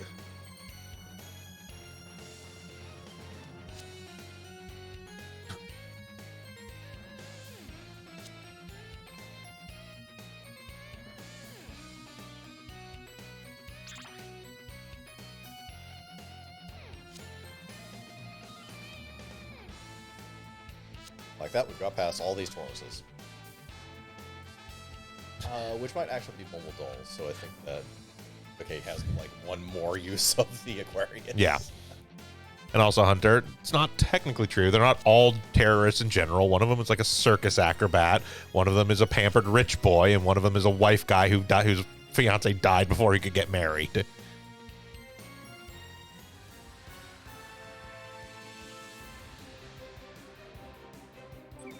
Sorry, my controller turned off. That'll happen in Gundam Wing. Happen in all of these scenarios. Wait, me, C does not brief either. C does not brief. Some of the IBO stuff goes pretty quick, actually, because IBO tended to pace a little bit better the balance between combat and story. Yes, though it does depend. But yeah, it does seem to be a little bit better at game to combat.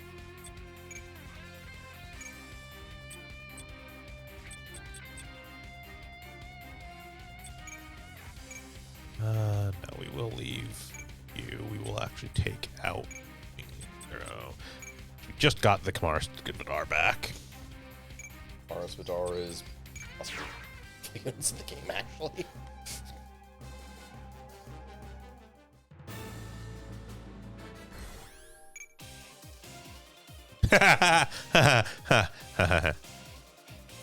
Oh, 5 enemy units, you say? That was already an attack range before you did anything. I'm aware.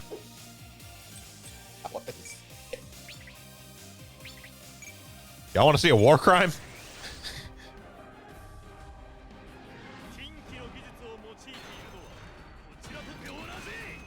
Accurate, wasn't it? Yeah. Finally, that quote actually technically applies.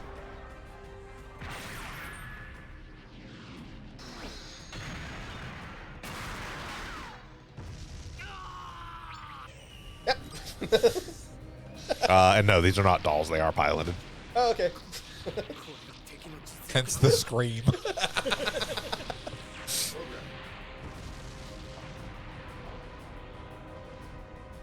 Yeah, that one will just delete most fodder.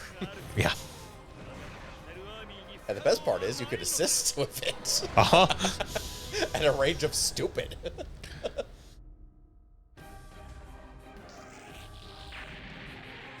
think it's what, like range 8?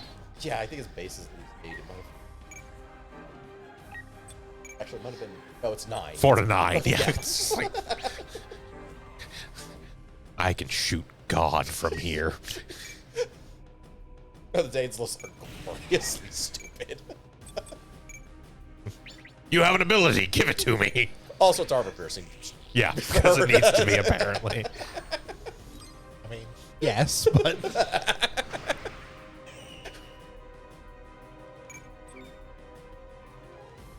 Sure. Yeah, when I said this is probably one of the most powerful bull suits in the game, I'm not joking. The other thing that's hilarious is, honestly, it's not even that expensive. It's like 36 energy. Yeah. It's just like, yeah. Fuck you in general.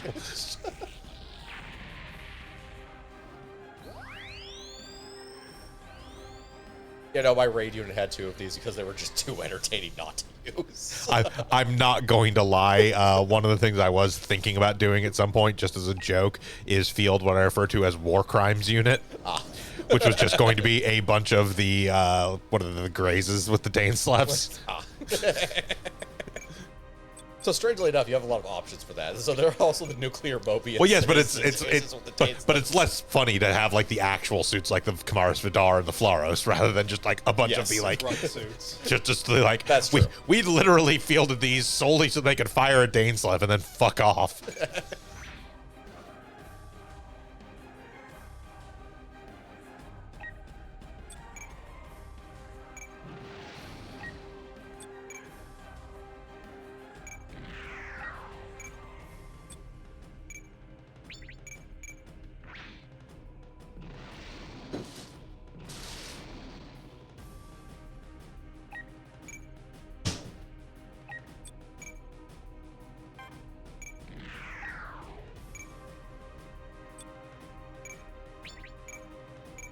They were even more amusing because one of the people piloting them had +2 range toward range weapons. So It's like half the fucking map.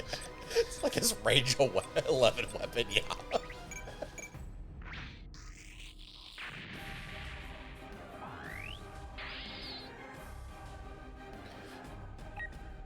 Right. 5 within 3 turns, you say.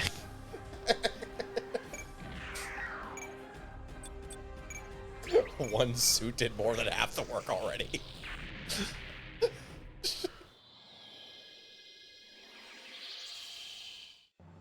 I haven't even sent out the Aro yet.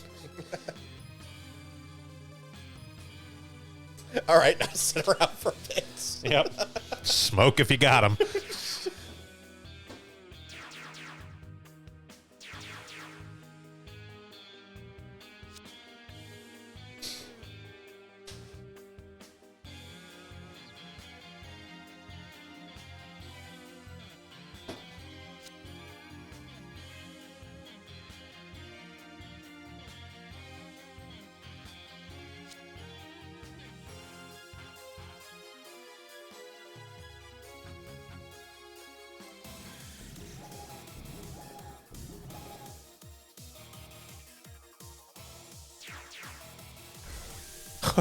Oh no.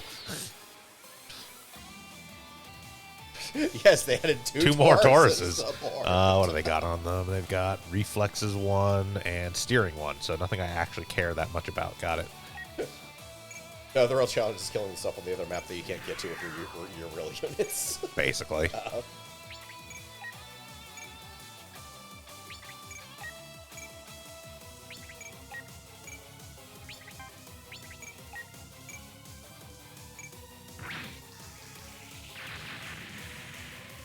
That's 2 units left out here. Think. I think 3, actually. Yeah, there might be one other on the left side there.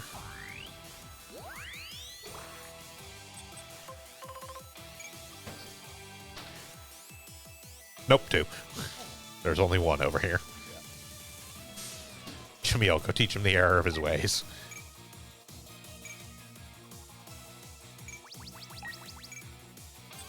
This is wholly unnecessary, but it's funny.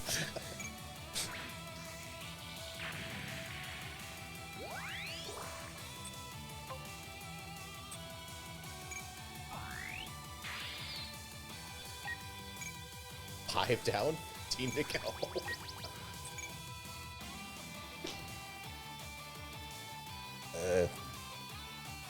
Not even really worth deploying No, the rest of my suit shit. outside.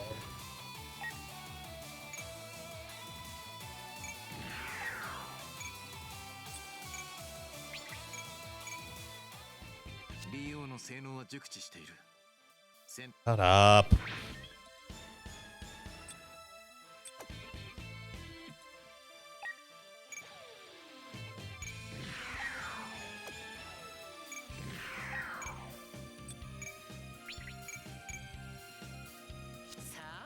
Shut up.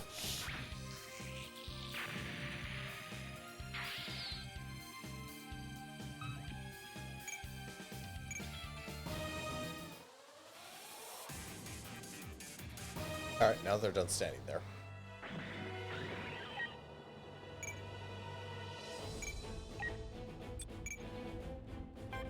Nikamaris Vidar.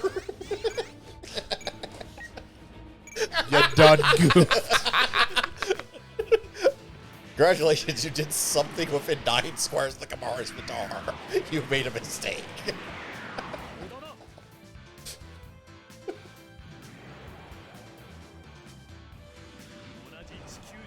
I gotcha.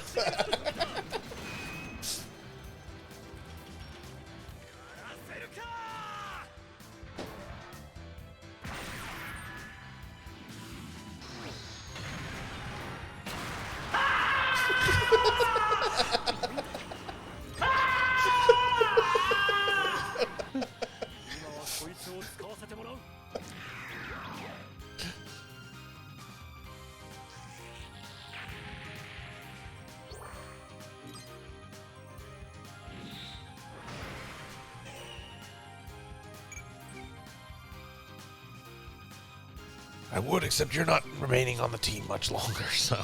Yeah.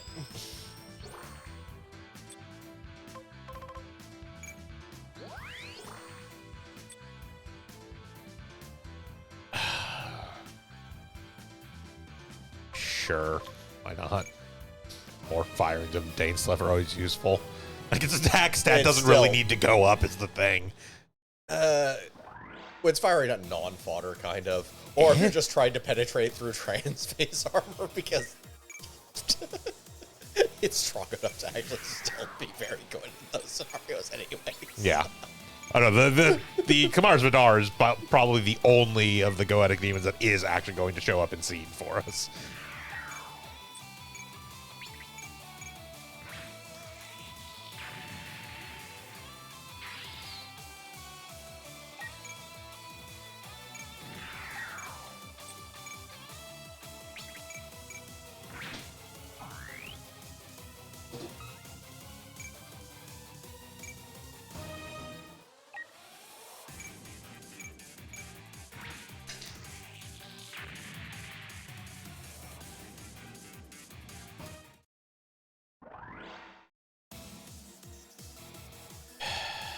Yep.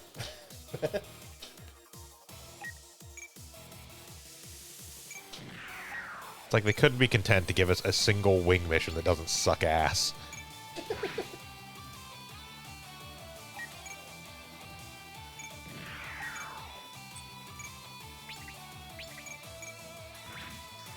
Even accounting for this part, it's fairly quick, but It is. It's just still, it's fucking it's kinda annoying. dumb. Yeah.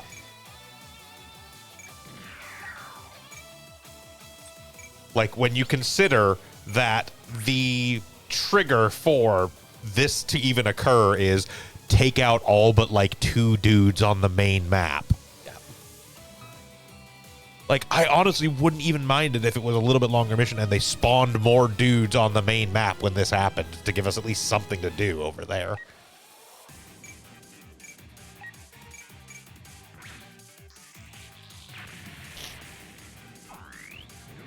But it's like quite literally just like, hey, just go play Leapfrog with Duo and Hero, I guess.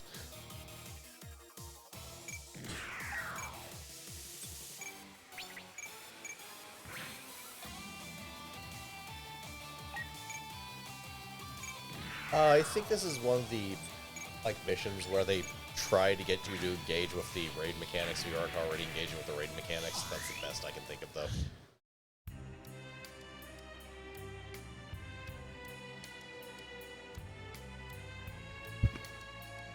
Kind of how they, during Seed, they have all the Patra and the Magnet Core Yeah. around.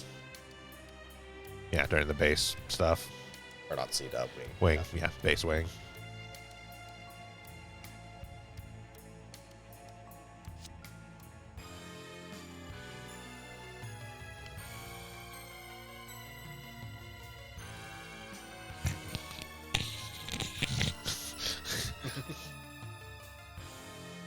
I'm going to attempt to swallow my microphone now just so something interesting happens.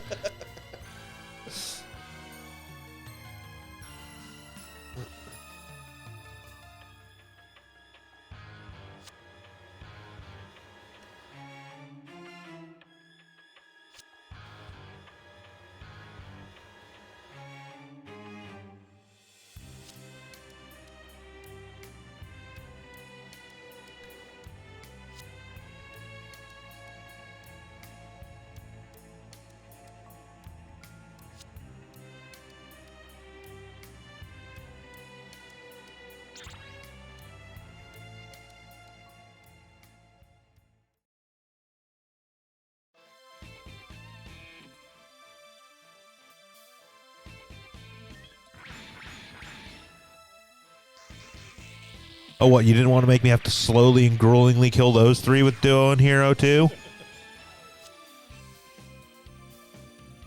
Probably would have been less bad if they actually did that part almost, first. Yeah. Yeah. Because at least you'd just be passing on to the same turn. Or, honest to God, just make them fucking green. Yeah. Don't make me have to sit there and manually fucking move them.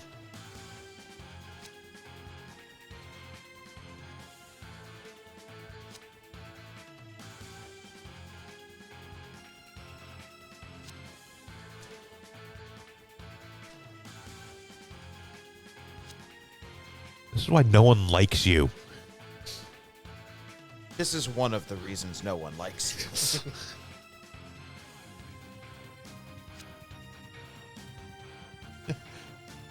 Move away, quick, blow yourself up. I'm on the side opposing you. That makes me fairly certain I'm doing the right thing.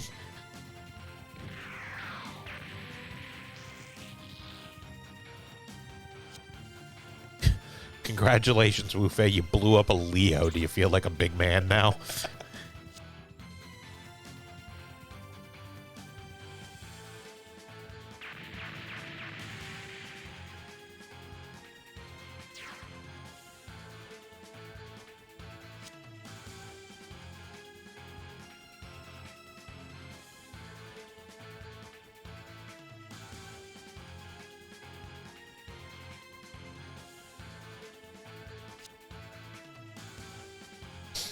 Well, yeah, we know that, but we don't actually know what your other name is, so we're going to call you Troa.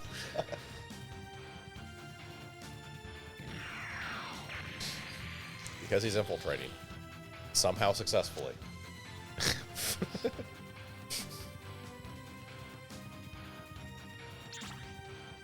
Related note, you guys need to fire your HR department. I don't know. He came in and asked for a code name. You gave him the code name Troa Barton. Very confusing. I don't know why we did that.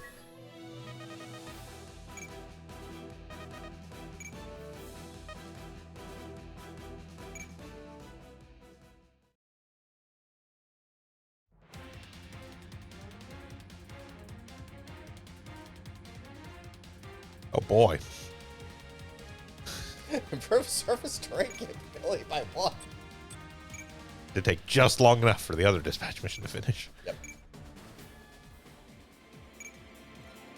Which is entirely things that, well, no, the Zemazah is actually going to get an upgrade there, but...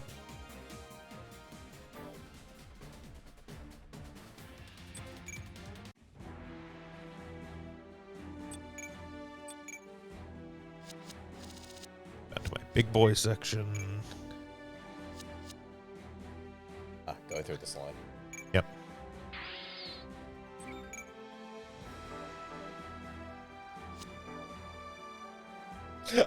Going through some of the stupidest designs in Seed. Look, just because we saw Wild Wild West one too many times and decided to put the torso of a Gundam onto the legs of a gigantic spider. That's not even the worst one in that line. No. That's a destroy line. Yeah, I know. I mean, literally, the grayed out thing was a destroy. Yeah. It's actually the money line because destroys are actually worth paying. Yes. Not that I care, because frankly, when I want money, I just load this up on my computer and hit a button, because I don't respect this game. I mean, honestly, when your money is send stuff on missions, I mean... Yeah.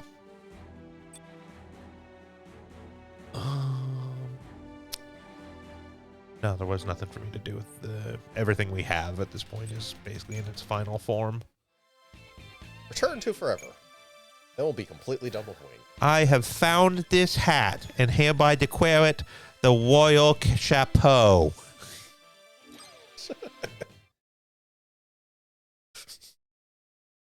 Respect me, I wear a cape. バートン財団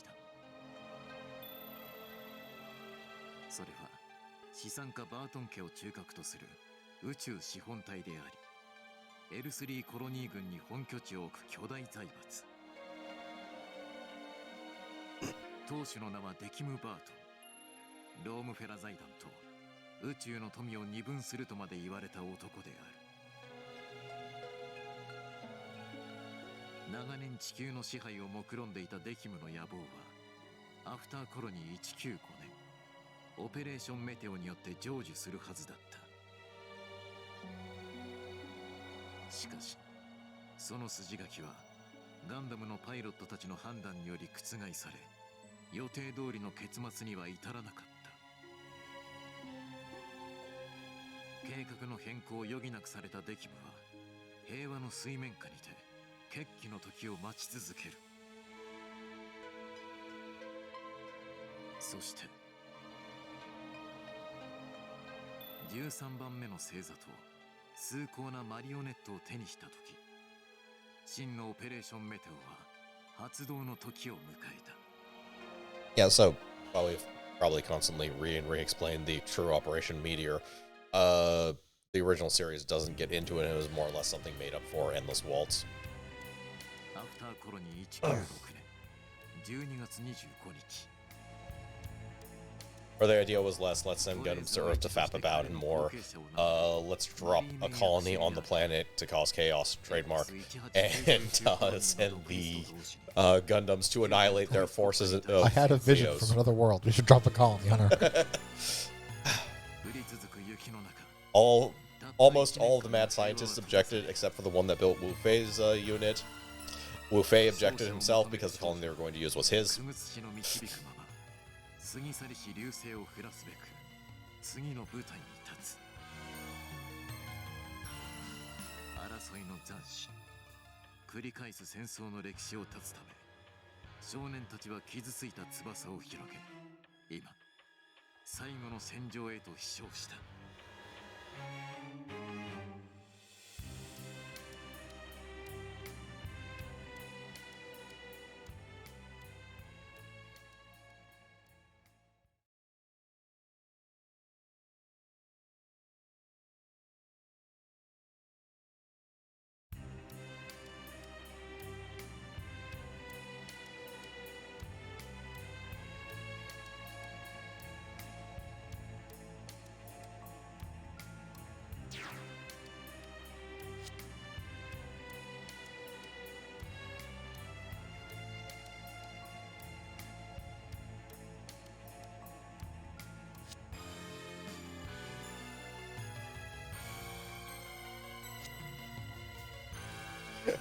So it turns out we need to get our suits back. Good thing we just put them on this rock and sent it to the sun. It's a good thing the trip to the sun is a very, very long and slow trip. In any other universe, in this one, for some reason, the distance between astral bodies is actually fairly short.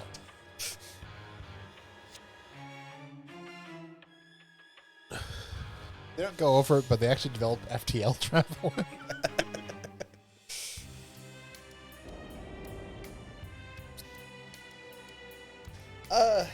You do a lot.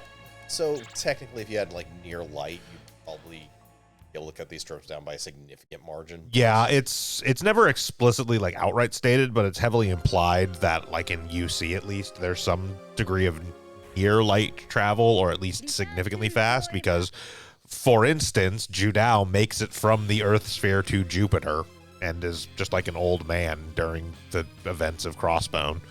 Yeah. I assume he's actually been on Jupiter. Yeah. Yeah. That look quite literally. So like the whole thing is at the end of Double Zeta. That's what he's doing. He hops on the ship to go fuck off to Jupiter. Yeah.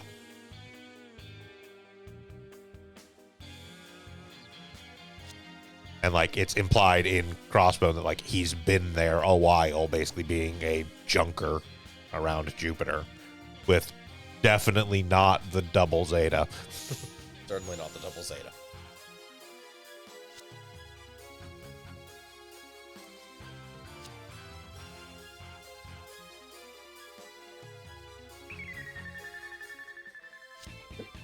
Your plan is incredibly flawed. I do like his hat, though.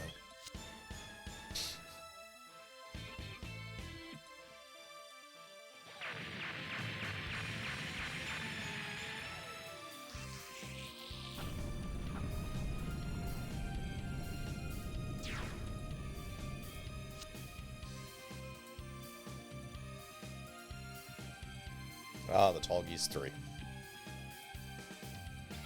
Now with Epion features. Yeah.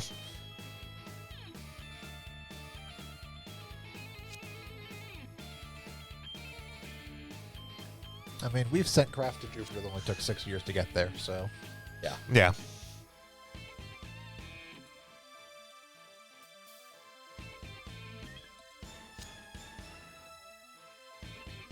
Yeah, the biggest issue with manned crafts, which is solved in these universes via space magic, is the lack of gravity, which effectively turns their bones to glass in the course of that trip.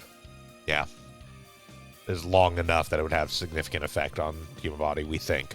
We don't have a whole lot of actual solid research on that because, again, it's kind of a hard fucking thing to do, but even just based on the physical effects of, like, astronauts that go to the space station, even. Yeah. It can sort of be extrapolated.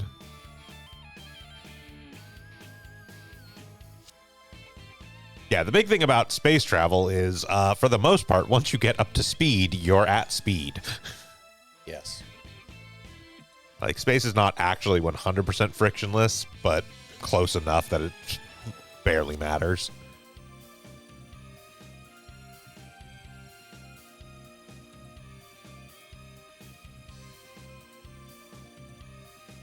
Sure.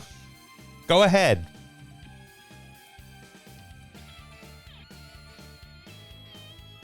You built nothing but ground units. They're in space.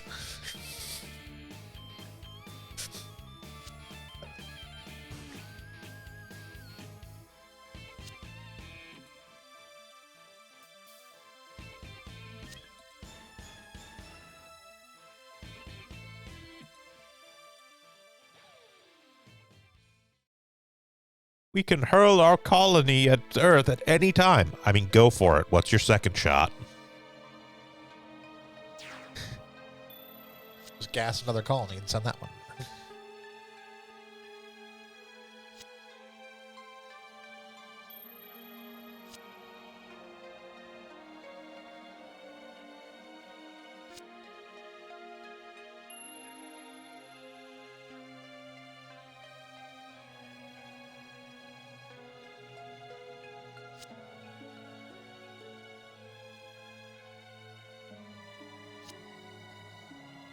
You want all of humanity to bow before you. You understand you can't get like 5 people in a room to agree on pizza toppings. I don't think this is going to work. I was gonna say, I went through the entirety of Gundam Wing. There is no way you can get people to agree on something.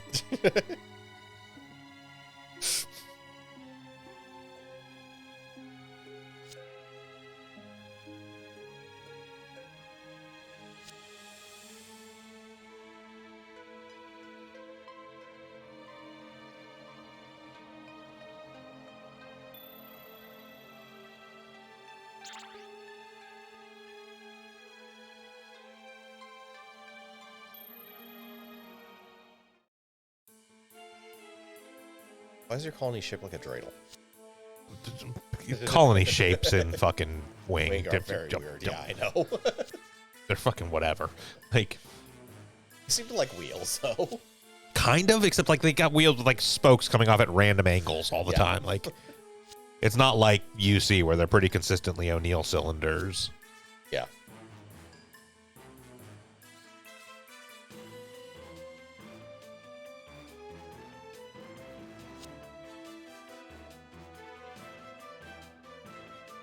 Now their pieces do seem to be kind of ad hoc, which in some ways makes sense. Also, stuff like MO5 makes sense because it's literally Built just a into an structure asteroid, built into yeah. an asteroid, yeah. Like, that makes more sense to me than, honestly, the colonies of Wing. Which are just kind of randomly fucking cobbled together.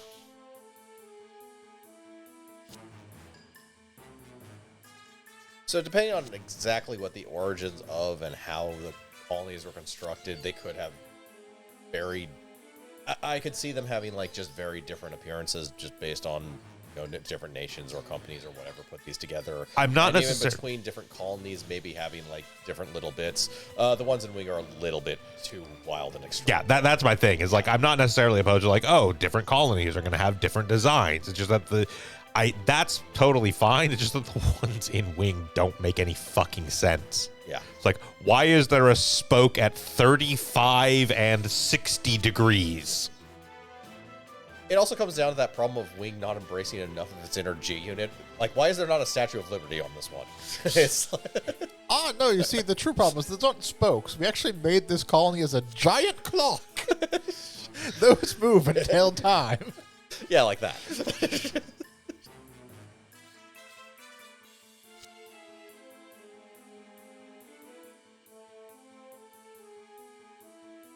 Also, as weird as it sounds to say it, the other problem I have with the wing colonies is they're just kind of like randomly dispersed around space. Like, the colonies in UC actually have fairly sensible placement. They're They all are like actually Lagrange at the points. Lagrange points. Yeah. Like, that's where the sides are, is just at the various Lagrange points, which is, if we ever actually do, Earth orbiting space colonies, they're going to be at the Lagrange points. Yeah. The initial ones. Yes. That's what I'm saying. The Earth orbiting colonies will be set up at the Lagrange points. As space gets crowded, if you do have enough colonies for that, all the Goodwill still will eventually be taken, so they'll have to move somewhere else. But Yeah, but I imagine by that point we would actually be moving towards outer orbit, like basically like moving them further away from Earth rather than trying to like intersperse them between Lagrange points, because that's a bad idea. yeah.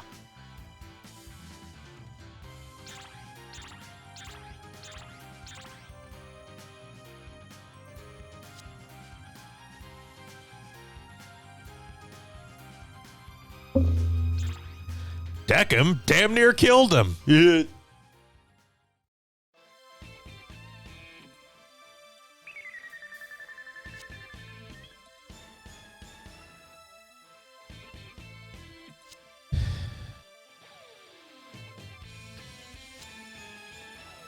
Yeah, well, maybe if you and Wu Fei weren't busy cosplaying the Hitler Youth and blowing up our fucking Leos, we could have done something, you shitheel.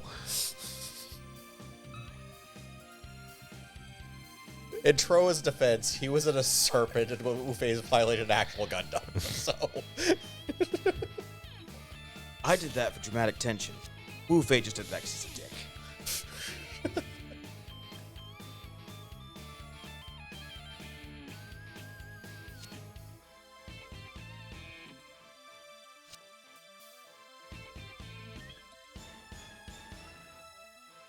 he'll be faster. I mean, he'll be the last one there anyways. Stop at the space McDonald's on the way. There's a big, the line was huge.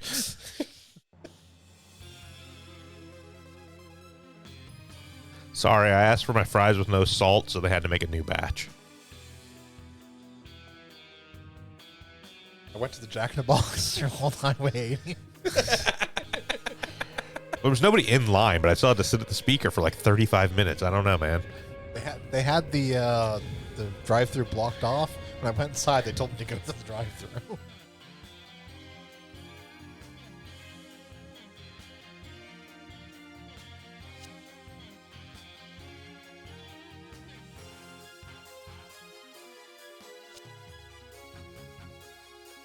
Scared the presidential estate in Brussels, and for some reason the president wasted a massive amount of money on the budget for this estate so it could sink underground into a bunker.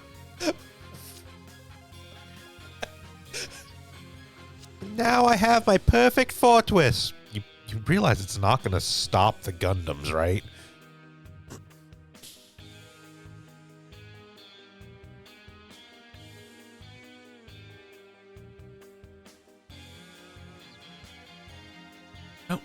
No, it won't. By definition, if it's endless, nothing will stop it.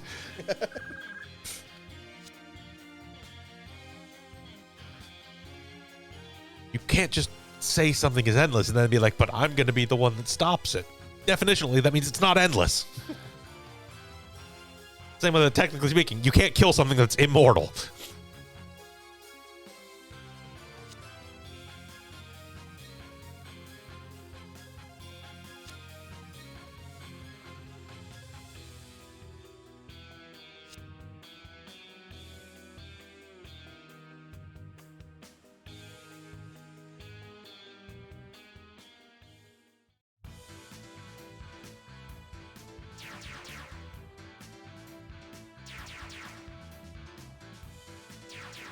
This is going to take a while.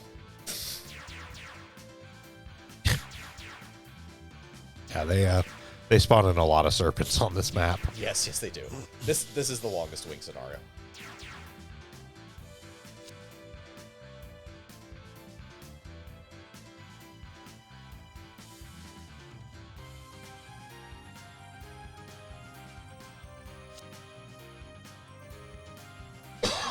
don't understand the point of giving me a code name if you're just going to call me Zax.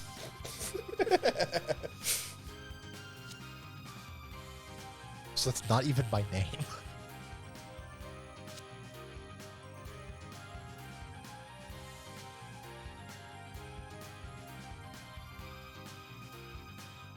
Oh, you're waiting for a girl with eyebrows and a gold limousine.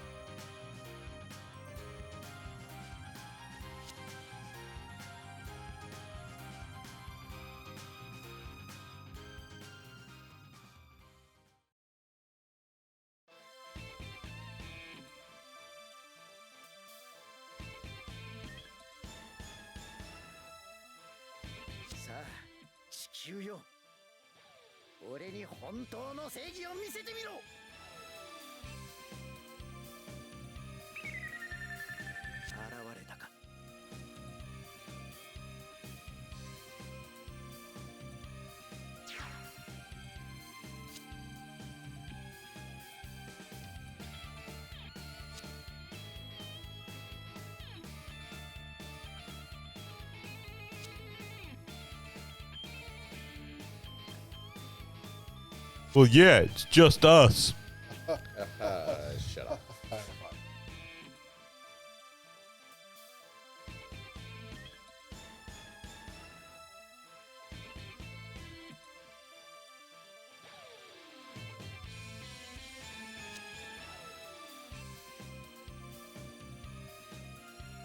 Yeah, it's like there's some fundamental flaw of seeing the world in allies and enemies.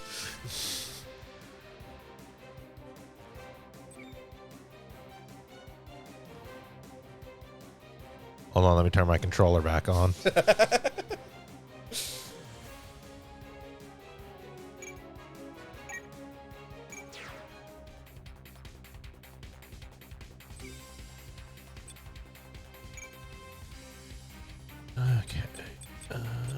Don't really need the Aquarius because these are not dolls. We'll drop the Epion because, I don't know, fuck you.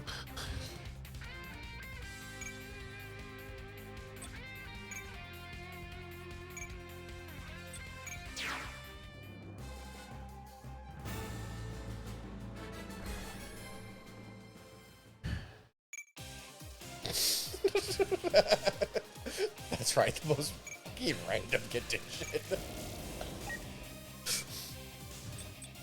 I mean, it effectively equates to kill a bunch of stuff before you defeat Wu Fei. It does. Verbally in impressive ways.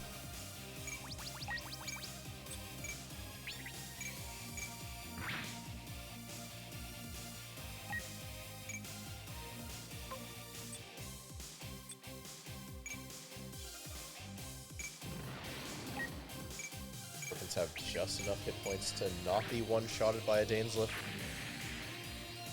Sounds about right. They were able to tank a drill punch, so yeah, thereabouts. So it'll take a Dainsliff plus fucking literally anything. Basically.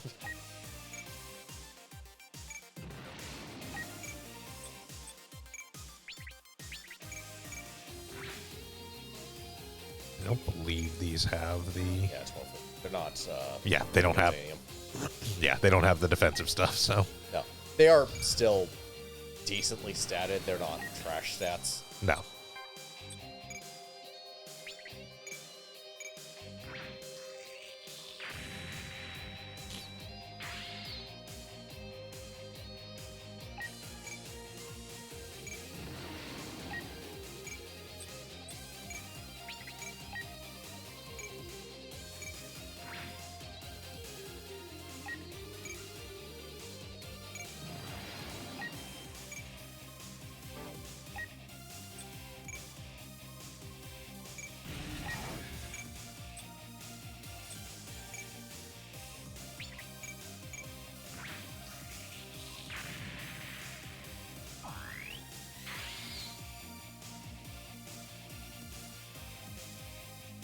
Alternatively, it gets to the super high morale, and then it will one-shot everything. Yep, that's pretty much what I'm doing, is just prepping it so that it can get all the kills in order to get the morale boosts.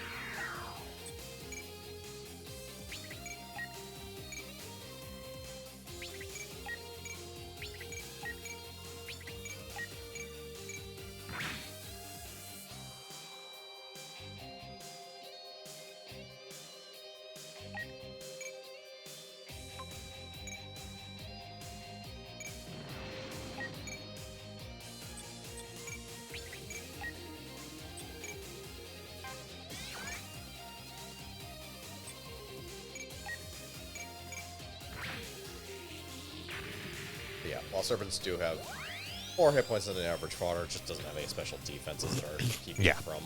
It does not have the energy resistance that a bunch of the other wing units have to make them annoying. Yeah. It doesn't have the basically ranged attack resistance that the Virgos have.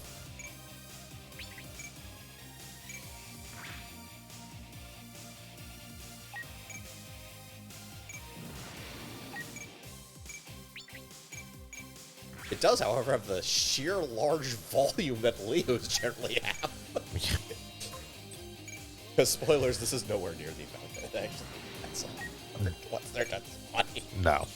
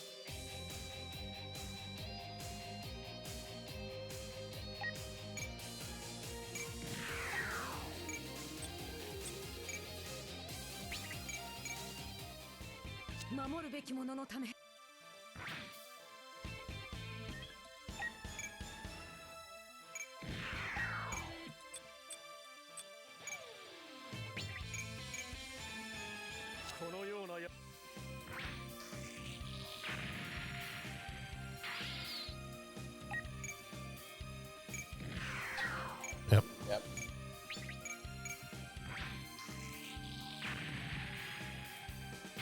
It was basically trivial from go. Yeah, really all it is just like, don't haul solely into Wu Fei and somehow pull off a super crit, I guess. don't completely ignore this map and just deal with the other map initially. It is. Yep. Everything.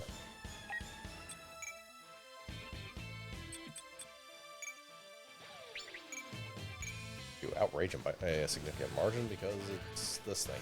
Yeah.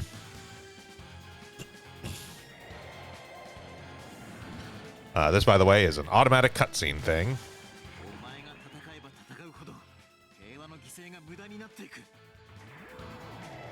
This is not actually a battle animation. This is literally just the special cutscene. This is when Hero fights him in the sword match. To be fair. Yeah, I guess.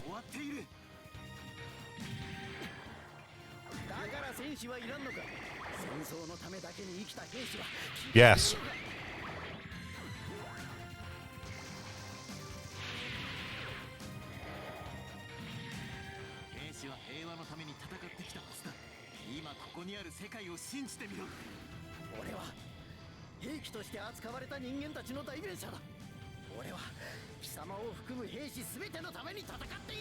Nobody asked you. To be more convincing, if everything about this wasn't incredibly fucking stupid. Wu Fei, what about the female soldiers? They don't count.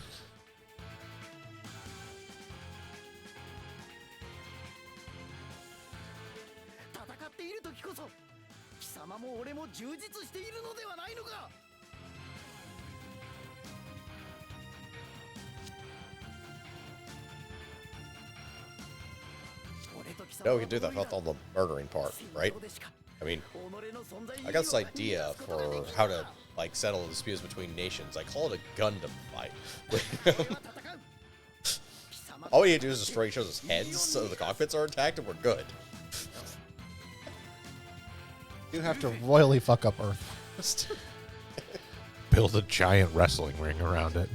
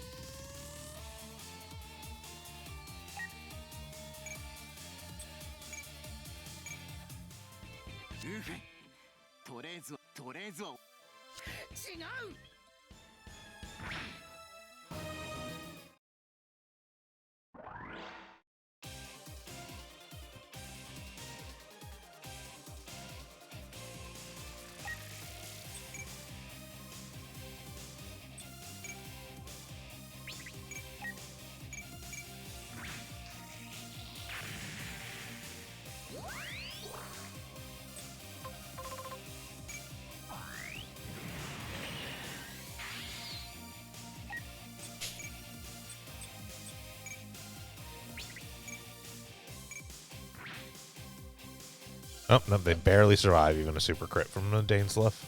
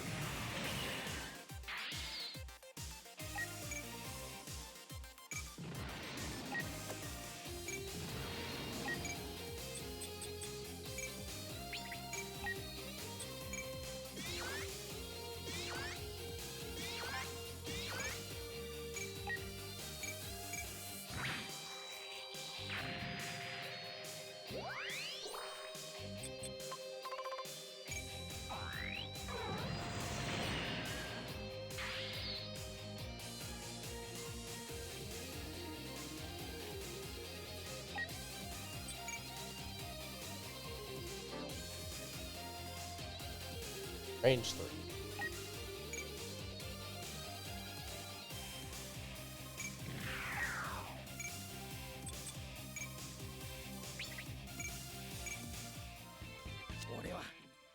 リリーナピースクラフトを認めない。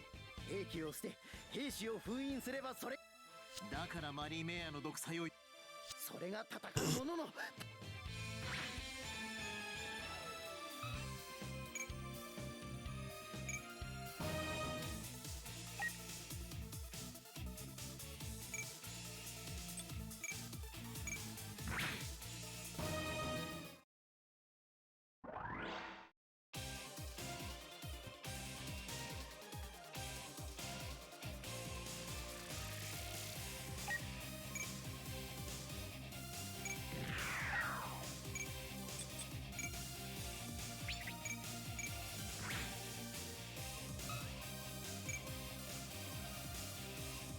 Yeah, it heals at the start of your turn, doesn't it?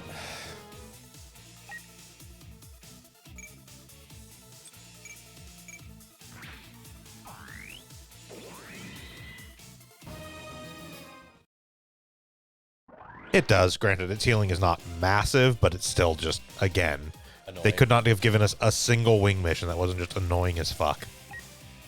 But you also miss like the double buster rifle shot at the very start. Yeah. It is somewhat dodgy. Yeah. Should die in the crackback.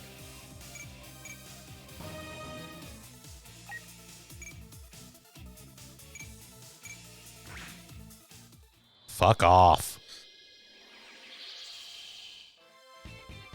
ウーペ今はそれでいいかもしれない。だがマリーメアは歴史を繰り返すだけだ。悲しく惨めな戦争の歴史をな。 Stupid is a key word here. ここで流れを食い止めなければまた俺たちと同じような兵士が必要となってくる。そうなれば悲劇という名の歴史がいつまでも続く。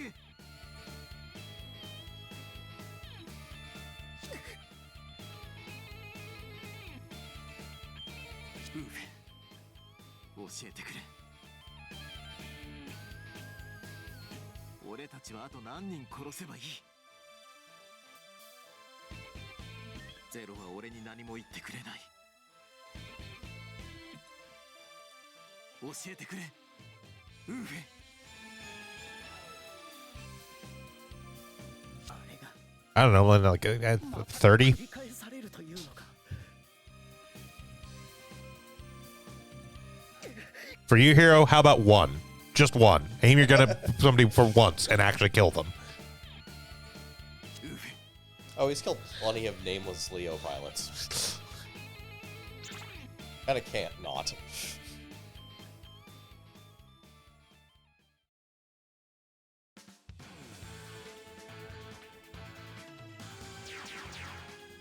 I'm pretty sure every time he fires the buster rifle in a combat, it creates a statistic.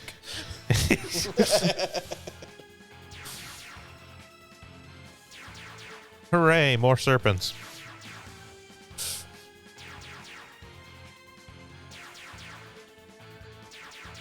Hey, do you want more than double what started in the board?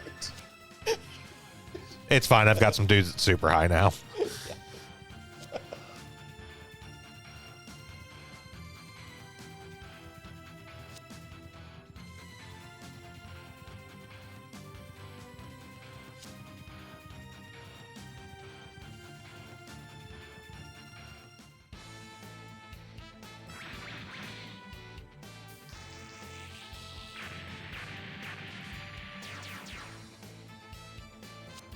Right, they're here.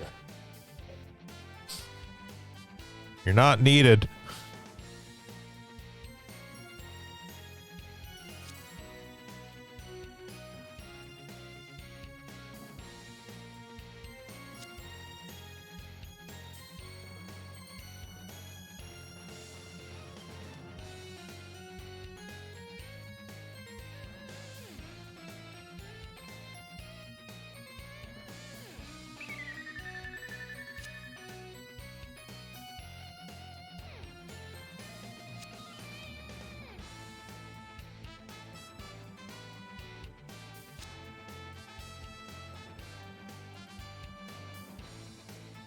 Our fortress is impregnable.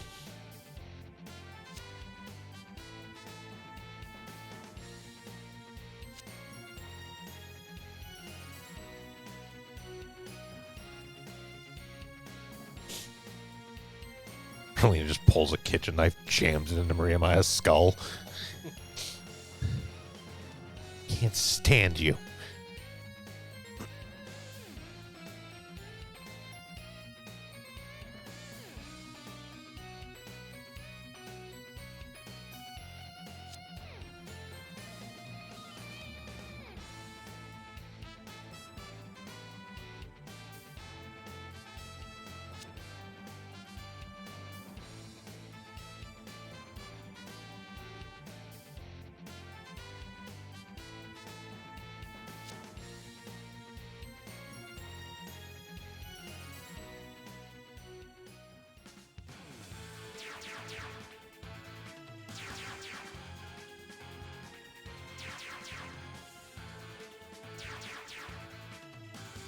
In a cutscene, spawn more units.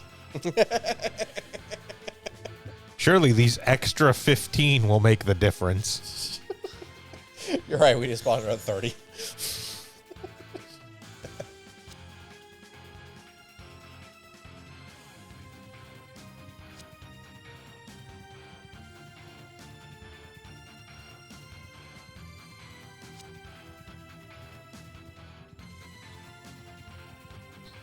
No, I'm pretty sure they're fine.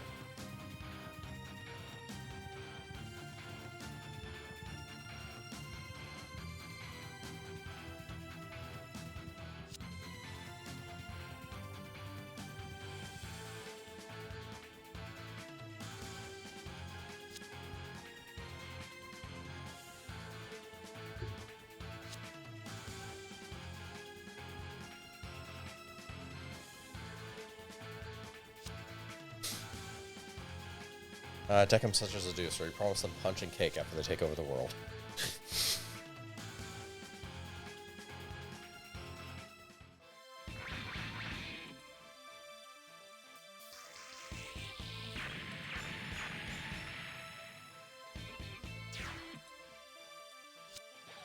Nobody wants you here.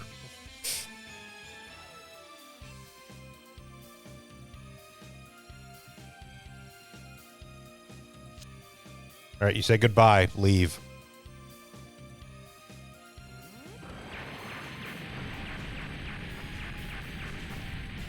Pans to the right. Half the city is a smoking crater.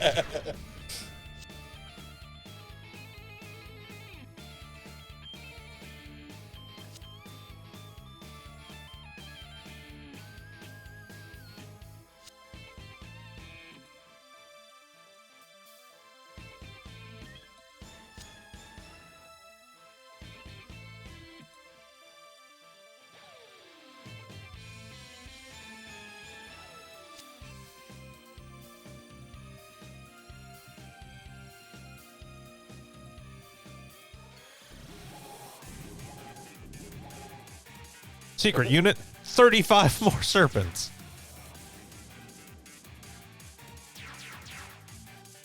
Only 6. They were actually restrained.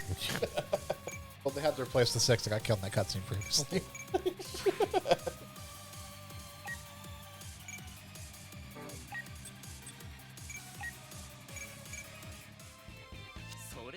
Shut up.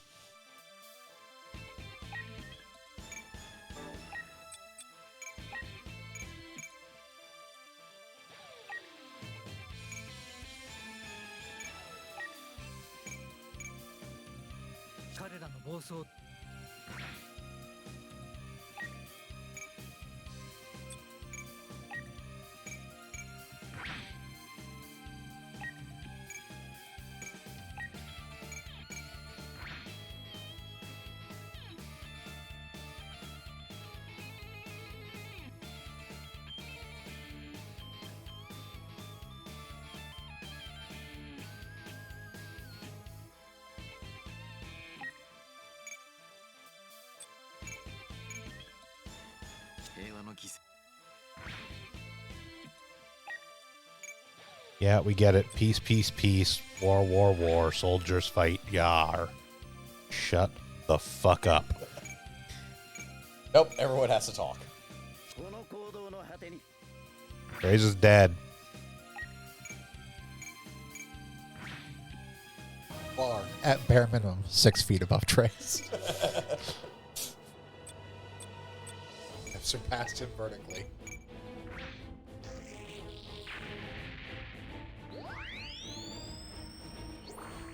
Hi there, Dr. Sandwich.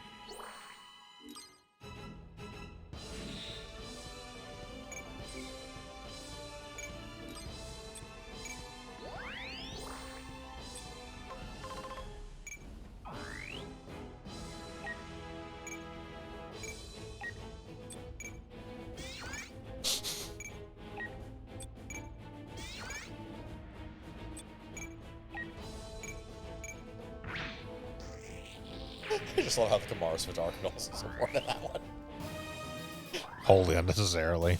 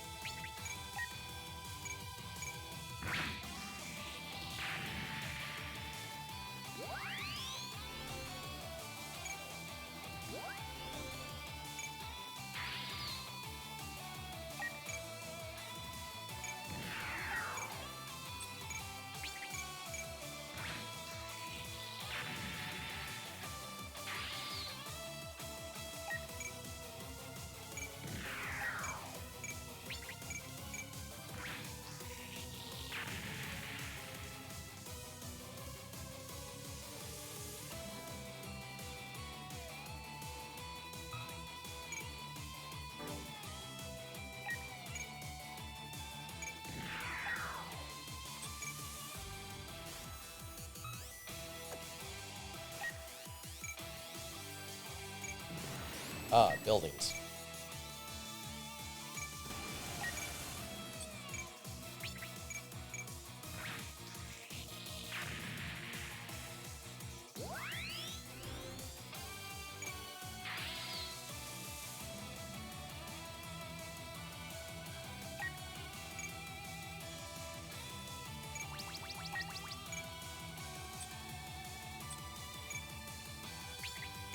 Horror bubble.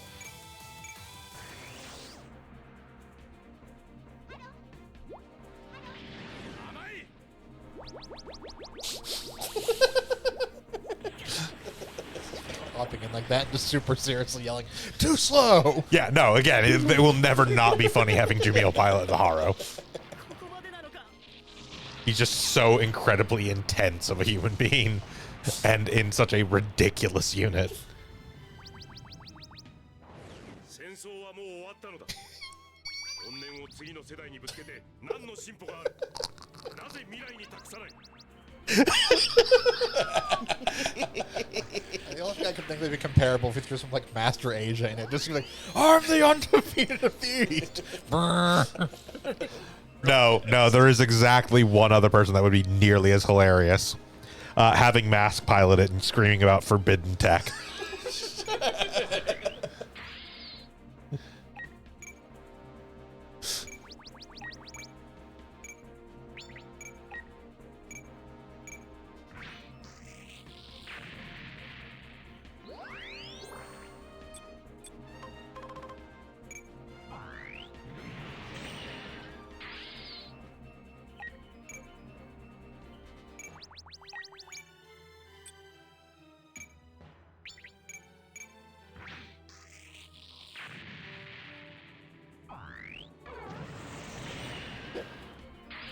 Well, for as much good as it's worth, at least that can auto kill stuff. Uh-huh.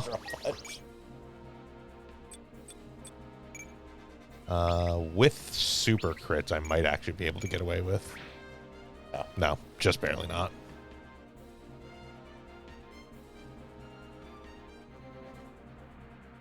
Must have finished this.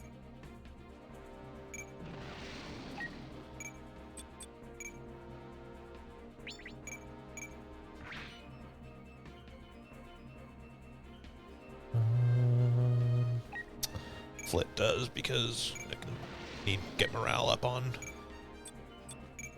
double X as well. Get the other satellite cannon operational. Especially since this is the more powerful of the two. I believe so, yes.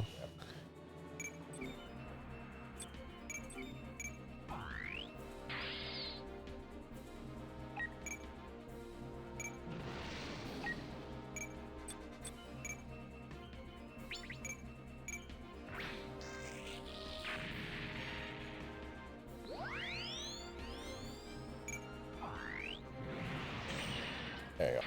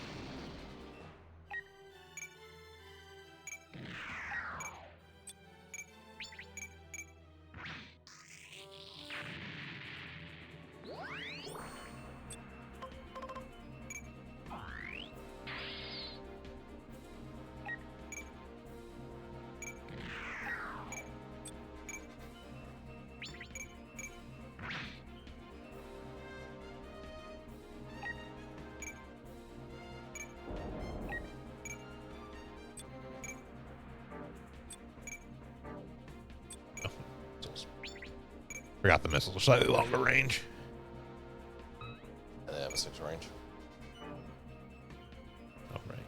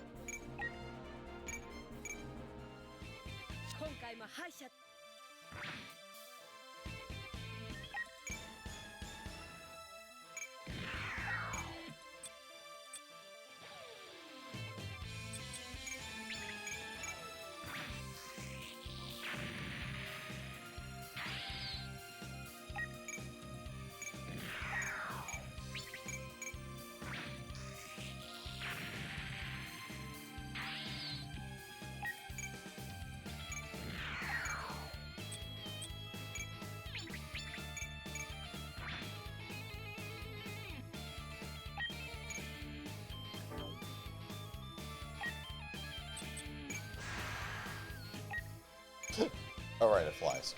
Yep.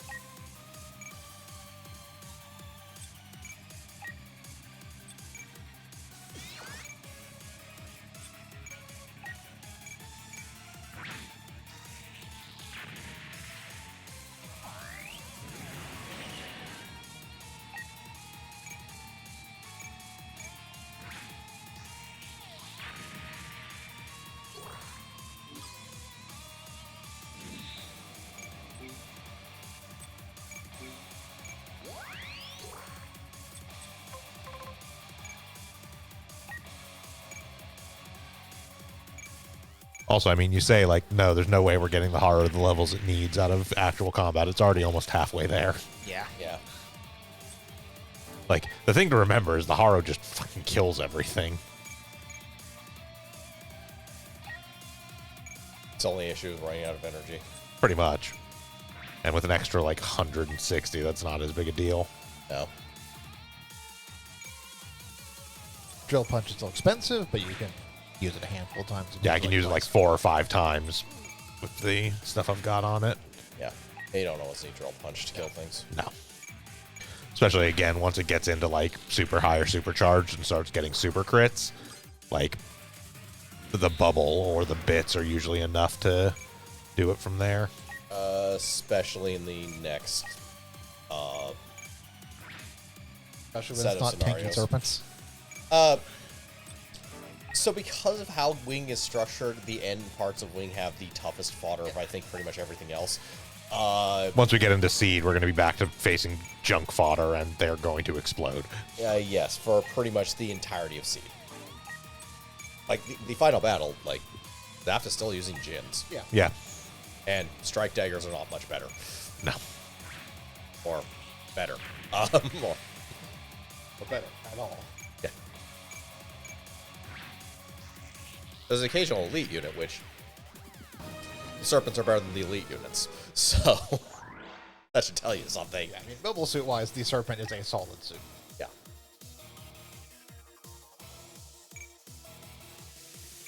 It's just at the moment it's fighting a cavalcade of super robots, so...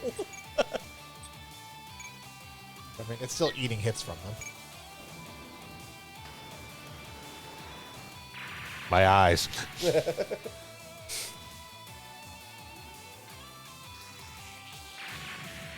My brand!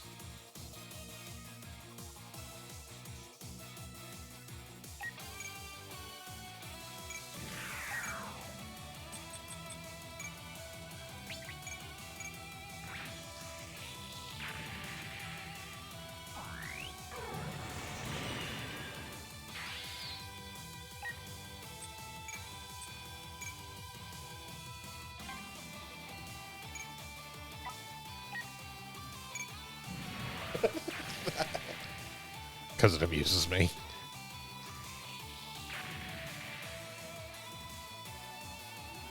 Alright, that one guy in particular.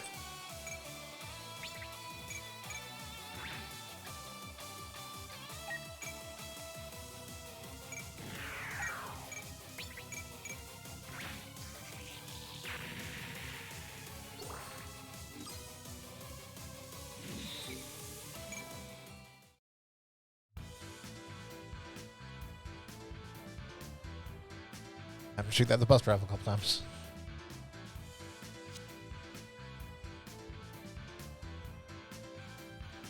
My bunko is impenetrable. What the fuck is a twin buster rifle?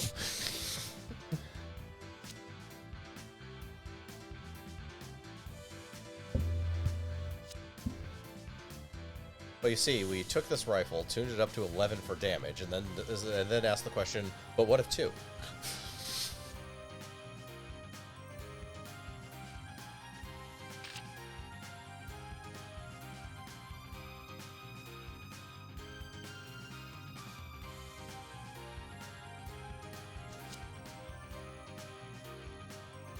Bang!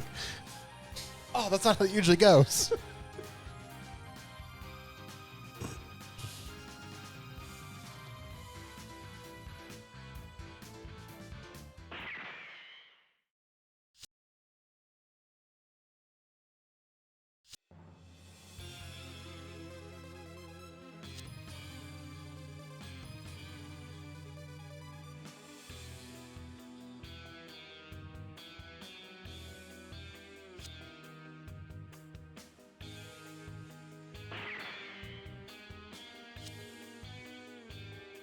Ah, bullets, my one weakness.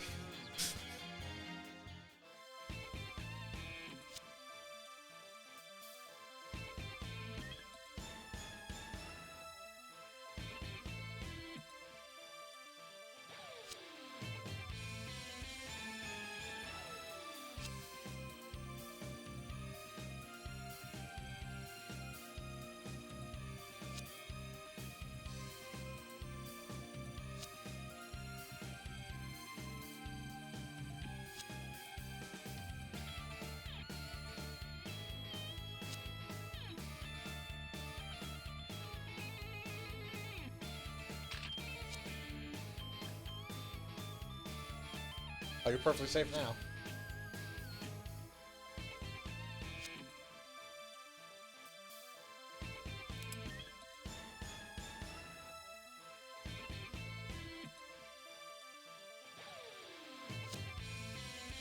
Here doesn't even have an actual gun. It's just a Pez dispenser.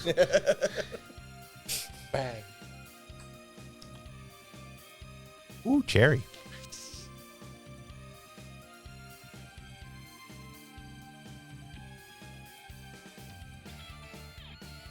Feels kind of anticlimactic when your big war story can be solved by shooting an 8-year-old. Also surprised they skipped the whole, Yeah, it's somehow appropriate. fired the double buster rifle several times to Blow through the bunker. Yeah. Yeah. They skip some interesting stuff in this game. We'll get to it in Seed because it's one of the things that abuses the crap out of me. But That implies there's anything interesting in Seed. no. Not in and of itself, but Just the meta choice that they certain skip it makes it interesting. Yeah. Yeah. Yeah, there you go. There.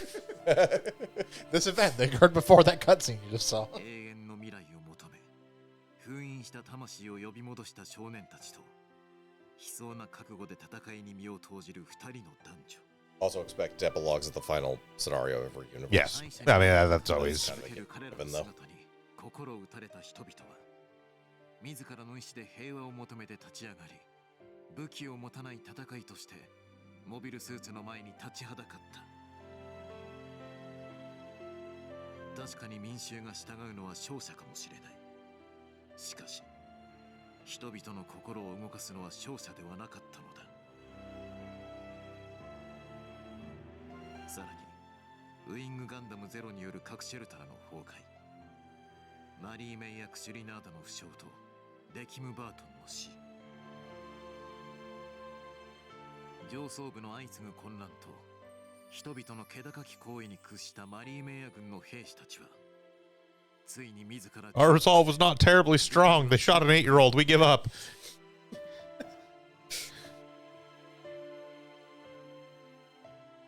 It was a day job.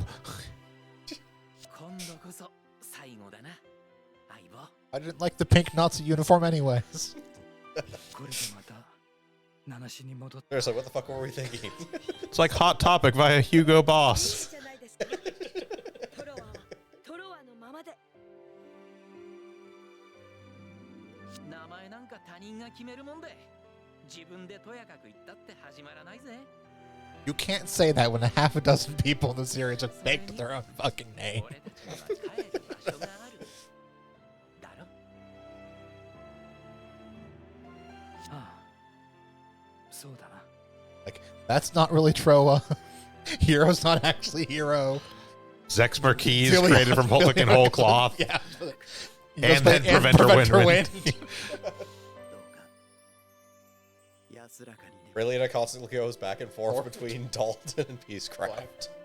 Yeah, Darlene Peace Apparently Crab. you can, in fact, just choose your name. 反乱が鎮圧されクシュリナーダの名をついた Aramea's name can be pronounced 14その different 数奇な境 ways. 遇を殺されたことで And also, she just decided to take her dad's name rather than her birth name. そしてガンダム That の was a 最後を見 propaganda 届けた5人の It's 少 still. 年たちもまた戦いの中で見つけ出したそれぞれの居場所へと帰っていく時にアフターコロニー197年人々のもとに And the Gundams were never heard from again. You bring up Frozen Teardrop, we shoot you.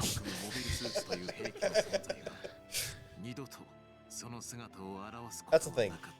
The original series kind of put a capstone on it, and they kind of had to scrape to make this.